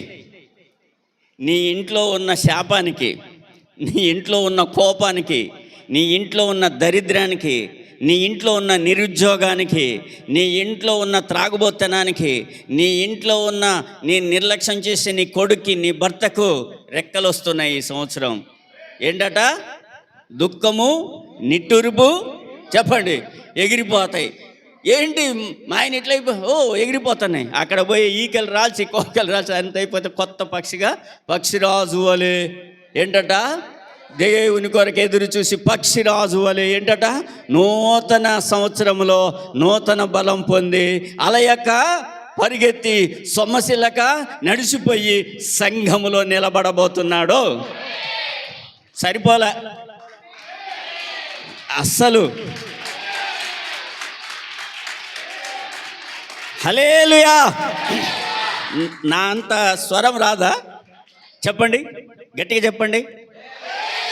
మీరు ఆపండి, మీరు చెప్పండి. లేడీస్ మీరు ఆపండి. అక్కడ పద్మగారి దగ్గర వెనక ఆ సంఘం చెప్పండి. మీ దగ్గర నుండి కుర్చీలో ఉన్న సంఘం చెప్పండి. 3 సార్లు చెప్పండి. 2 చేతులు ఎత్తి చెప్పండి. కింద ఉన్న సంఘం చెప్పండి. ఇది పెద్ద సంఘమే, గట్టిగా. సరిపోవట్లే, ఇక్కడ నుండి ఇటు రావట్లే, ఇటు స్లోగా వస్తున్నాయి. చెప్పండి. ఇట్లేంది? పందిరి గుంజలు కాదు, స్ట్రైట్గా. ఓకే, ఈ కింద ఉన్న సంఘం చెప్పండి. వామ్మో, ఇదేంది? మళ్ళీ పరలోకమందు వారు గొప్ప స్వరముతో ప్రతిగానములు చేసినట్టు చెప్పారు. మళ్ళీ చెప్పండి పురుషులారా, ఉబ్బిపోతూ చెప్పండి. ఇప్పుడు వాళ్ళు కుర్చీలో ఉన్నోళ్ళు వాము వెనకబడకుండా చెప్పాలి గట్టిగా. పారిపోవాల పరిస్థితులు, ఎగిరిపోతున్నాయి పరిస్థితులు. చెప్పండి. దుఃఖము, నిట్టూర్పు. నీ ఇంటిలో నీ భార్య ఆరోగ్యం బాగలేక, నీ పిల్లలు నీ మాట వెనక, నీ పిల్లలకు ఉద్యోగాలు లేక, ఆర్థికమైన నష్టం ఉండి, పనులు మధ్యలో ఆగి, ఏది కొనసాగక నిరుత్సాహంతో ఉన్న నీ పరిస్థితి ఇప్పుడు ఎగిరిపోతుంది. హల్లెలూయా. ఎప్పుడైనా సరే చప్పట్లు. నేను ఇటు వెళ్ళిపోతున్నంటే చాలు గట్టి కొట్టాలి. నేను ఇటు వస్తున్నంటే చాలు హల్లెలూయా అనాలి. హల్లెలూయా. ఇప్పుడేనండి, ఇప్పుడు నేను ఇటు వెళ్తున్నాను అనుకోండి, గట్టిగా చప్పట్లు కొట్టాలి. నేను ఇటు వస్తున్నాను అనుకోండి, హల్లెలూయా అనాలి. ఇది ఇక మీరు ఎప్పుడైనా చేయాల్సింది. ఓకే, ఈరోజు చాలా నేర్చుకుంటున్నారు మీరు. ఓకే, యెషయా గ్రంథంలో యెషయా ప్రవక్త మాట్లాడుతూ దేవుడు బయలుపరిచారు. దేవుడు విమోచించినటువంటి వారు ఎవరైతే ఈ నూతన సంవత్సరంలో విమోచన పొందుతున్నారు, అంటే విడుదల పొందుతున్నారు. నీ కన్నీళ్ళు ఉన్నాయి, నీ దుఃఖం ఉంది, చెప్పుకోలేకపోతున్నావు, నీ కడుపులో దాచుకుంటున్నావు, మనసులో మింగుతున్నావు. లేరా అట్లా? చెప్పండి, అట్లా ఎంతమంది ఉన్నారు? కడుపులో దాచుకొని దిగమింగుతూ బయటికి చెప్పలేక, నీ అనారోగ్యం బట్టి, నీ పరిస్థితులను బట్టి, నీ భార్యనని లేక, నీ భర్తనని లేక, పరిస్థితులను లేక, మార్పు రాక నేను నిజంగా నలిగిపోతున్నా అన్నోళ్ళు చేయొద్దండి. వాటికి నేను ఇప్పుడు రెక్కలు కడతా. చేతులు ఎట్టని ఉంచండి. నీకు ఏది అన్నీ బాగున్నాయి అయితే ఓకే. ఇంకా డేసి ఎత్తు, పైకెత్తు. ఇప్పుడు రెక్కలు కడుతున్నా తీసుకొచ్చేసి మనం దేవదూతలకి వేస్తాం కదా డ్యాన్సులు వేసేటప్పుడు, అట్లాంటివి కాదు, అవి ఎగరవు, ఇక్కడే ఉంటాయి. అప్పుడు దేవుడు ఇప్పుడు దిగి వస్తున్న దేవుడయ్యుండి, దిగి వచ్చిన దేవుడయ్యుండి నీకు పరిస్థితులకు రెక్కలు కట్టి వాటిని బయటికి command in the name of Jesus అని వాటికి ఆజ్ఞాపించి మీలో నుండి వాటికి విముక్తి కల్పిస్తున్నాడు. యెహోవా విమోచన ఇచ్చిన వారు, యెహోవా విమోచించినటువంటి వారు ఏం చేస్తారట? ఎట్లా? ఏంద్రో ఇలా వీడికి బాగానే రాగాలు వస్తున్నాయి, కూని రాగాలు, చాలా హ్యాపీగా ఉన్నాడు, ఫేస్ కూడా బాగుంది. ఏంది నీ ముఖం అట్లుంది ఇవాళ అక్క, ఏంది డల్లుగా ఉన్నావు, ఏంది ఆయన హుషారుగా ఉన్నాడు, పేర్లు పెడతాం మనం. ఇప్పుడు విమోచన దొరికిందండి. అందుకే 25వ సంవత్సరం మీకు వాగ్దానం చూడండి. ఏంటిది? 25. ఏంటో తెలుసా? 2 + 5 = 7. 7 అంటే 6 సంఖ్యతో మనం ప్రారంభం చేసాం వాక్యం. 7 నీకు విశ్రాంతి, 7 నీకు విశ్రాంతి. 6 సంవత్సరాలు నరుడిది, 6వ నెంబరు నరుడిది, దేవుని బిడ్డ. కాబట్టి దేవుడు ఈరోజు ఆ నరుడిని విమోచిస్తూ ఉన్నాడు. వాళ్ళు ఇప్పుడు ఏం చేస్తారట? పాటలు పాడుచు చర్చికి వస్తారు, వాళ్ళ తలల మీద దరిద్రము వెళ్ళిపోయింది. ఏం పోయింది? వాళ్ళ తలల మీద దరిద్రం పోయింది, శాపం పోయింది, దుఃఖం పోయింది, ఆ దుష్టుడు రాసిన రాత పోయింది. ఎంతమందికి పోతుంది ఈ సంవత్సరం? ఆ దరిద్రం ఎంతమందికి పోతుంది? నీ తల మీద కూర్చున్న శని ఎంతమందికి పోతుంది? వెళ్ళిపోతుంది, వెళ్ళిపోతుంది. దాటాలి, ఇంకా దాటాలా, ఇంకా తరమాలా, ఇంకా తరమాలా, ఇంకా తరమాలా, వెళ్ళిపోతుంది. దూరంగా పారవేయండి. హల్లెలూయా, దూరంగా పారవేయండి.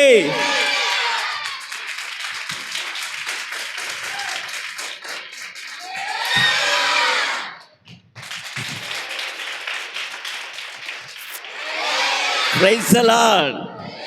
వారి తలల మీద నిత్యానందముండును, వారు ఆనంద సంతోషములు గలవారై వచ్చెదరు.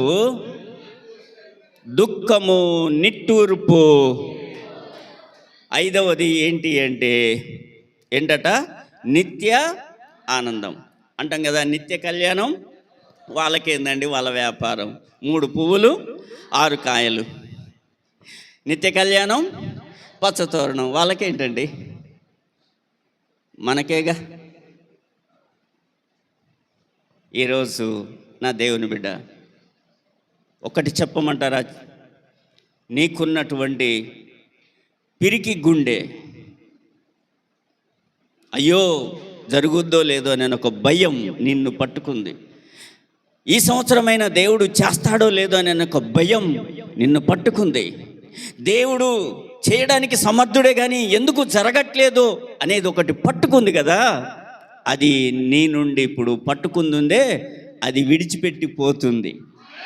నేను అన్నట్లే వాక్యం చెప్పింది, ఎగిరిపోతుందంట. ఎగిరి ఎగిరి ఎగిరి ఎగిరిపోతా ఉంది. గాలిపటం ఆడుతున్నారు ఇప్పుడు పిల్లలు. మీ దగ్గర కనపట్టలేదు కానీ ఉన్నాయా? మా దగ్గర బాగా ఎప్పటి నుండో, నెల క్రితం నుండే, నవంబర్ నుండి ఆడుతున్నారు. నేను మొన్న మీటింగ్లోకి పోయినాం కొత్తగూడెంలో. లియోను ఒక బెలూన్ కొనుక్కున్నాడు, గ్యాస్ బెలూను. తాత నా చేతికి కట్టమంటే కట్టేవాడికి. అయితే కొంతమంది ఉచ్చిలికి తెంపితే అది పైకి పోతుంది, వీడికి ఆగట్లే. నాది ఎప్పుడు అట్ట పైకి పోవాలో అని చూస్తాడు. నేనేమో అది గట్టిగా ముడేసిన. వాడు ఎప్పుడు అందరికి పోతుంటే నవ్వుతుంటే నాది ఎప్పుడు పైకి పోద్దానని వాడు ఇంకా చేతులు ఉందనుకుంటాడు. చివరికి నాకు తెలియకుండా దాన్ని దుంపి వాళ్ళ డాడీ దగ్గర తాత లూజుకు గట్టిండు డాడీ అని అన్నాడు. ఎందుకు? అది జారి ఏదో విధంగా దాన్ని చేసిండు, మొత్తానికి అది ఎగిరిపోయింది. అది వస్తుంది అనుకుంటాడు వాడు, అది ఆడొస్తుంది, గ్యాస్ బెలూన్ ఏమైంది, వెళ్ళిపోయింది. ఏడబడుద్దో ఎవరికి తెలియదు. అంతేనా? ఈరోజు నీలో ఉన్న పరిస్థితి కూడా నిన్ను నలగొట్టిందే, నిన్ను కృంగదీసిందే, నిన్ను దుఃఖపరిచిందే, నిన్ను బాధపరిచిందే, నీ మనసుని అలజడపరిచిందే, నీ మనసుకు శాంతి లేకుండా చేసిందే, తిన్నన్నం వంట పట్టకుండా చేసిందే, కంటి నిండా నిద్ర లేకుండా చేసిందే, నీ ప్రార్థన తృప్తి లేకుండా అయిపోయిందే. ఎగిరిపోతుంది ఈ సంవత్సరం,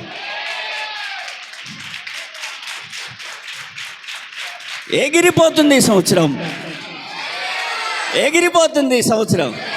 హల్లెలూయా. వారి తలల మీద, చెప్పండి, తలల మీద ఎన్నోది ఇది? ఎట్లండి 28 యెషయా గ్రంథం.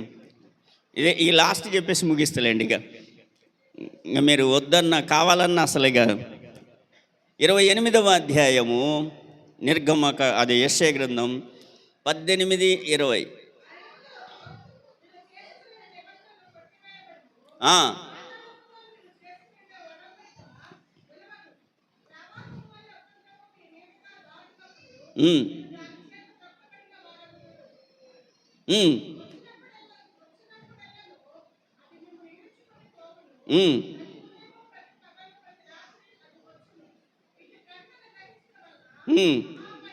ఏంటట?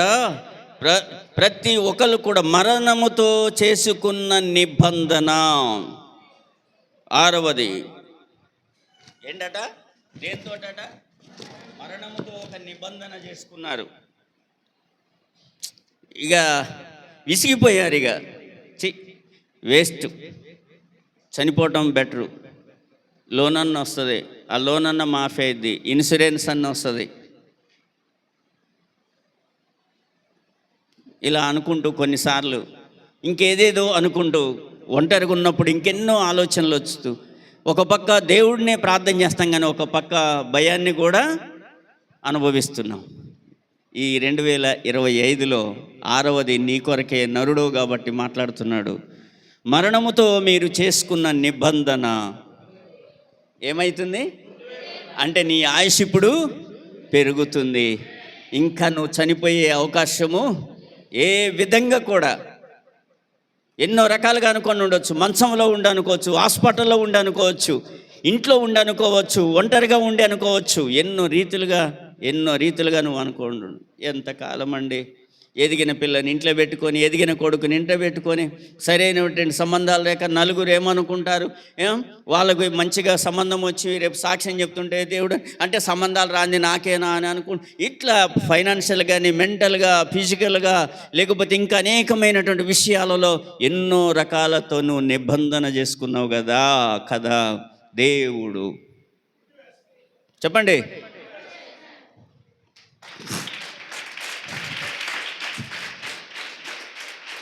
మీరు చూడండి, అక్కడ మీరు చేసుకున్న మీ నిబంధన కొట్టివేయబడును, పాతాళముతో మీరు చేసుకున్న ఒడంబడిక నిలవదు. అది ప్రవాహము వలె ఉపద్రవము మీ మీదుగా దాటినప్పుడు మీరు దాని చేత త్రొక్కబడిన వారగుదురు. అది వచ్చినప్పుడల్లా అది మిమ్మును ఈడ్చుకొని పోతుంది. అయితే ఈ సంవత్సరం చివరిది ఏంటో తెలుసా? కొట్టివేయబడుతుంది. నువ్వు అనుకున్న నిబంధనలన్నీ కొట్టివేయబడుతున్నాయి. దేవుడు ఈ సంవత్సరం నీతో చేసే నిబంధన నిలవబోతుంది. చెప్పాలా? నీవు చేసుకున్న నీ నిబంధనలన్నీ కొట్టివేయబడుతున్నాయి. దేవుడు నీ కోసం చెప్పిన నిబంధనలన్నీ నిలవబోతున్నాయి. దేవునికి స్తోత్రం చెప్దాం. రండి, ఇప్పుడు ఇక్కడ కురికొచ్చారు. మోకాళ్ళు వేయండి, చేతులు ఎత్తండి, కళ్ళు మూసుకోండి, దేవుని భయముతో ప్రార్థన చేయండి. ఇది చాలా ఇంపార్టెంట్ అయినటువంటి టైము. దీన్ని ఆల్టర్ కాల్ అంటారు. ఇది ప్రత్యేకించబడినటువంటి సమయం. దీనిలోనే ఇప్పుడు నీకు ఒక విశ్వాసం బలంగా నింపబడబోతుంది. దేవుడు చేయబోతున్న కార్యానికి ఒక మంచి నడిపింపు రాబోతా ఉంది.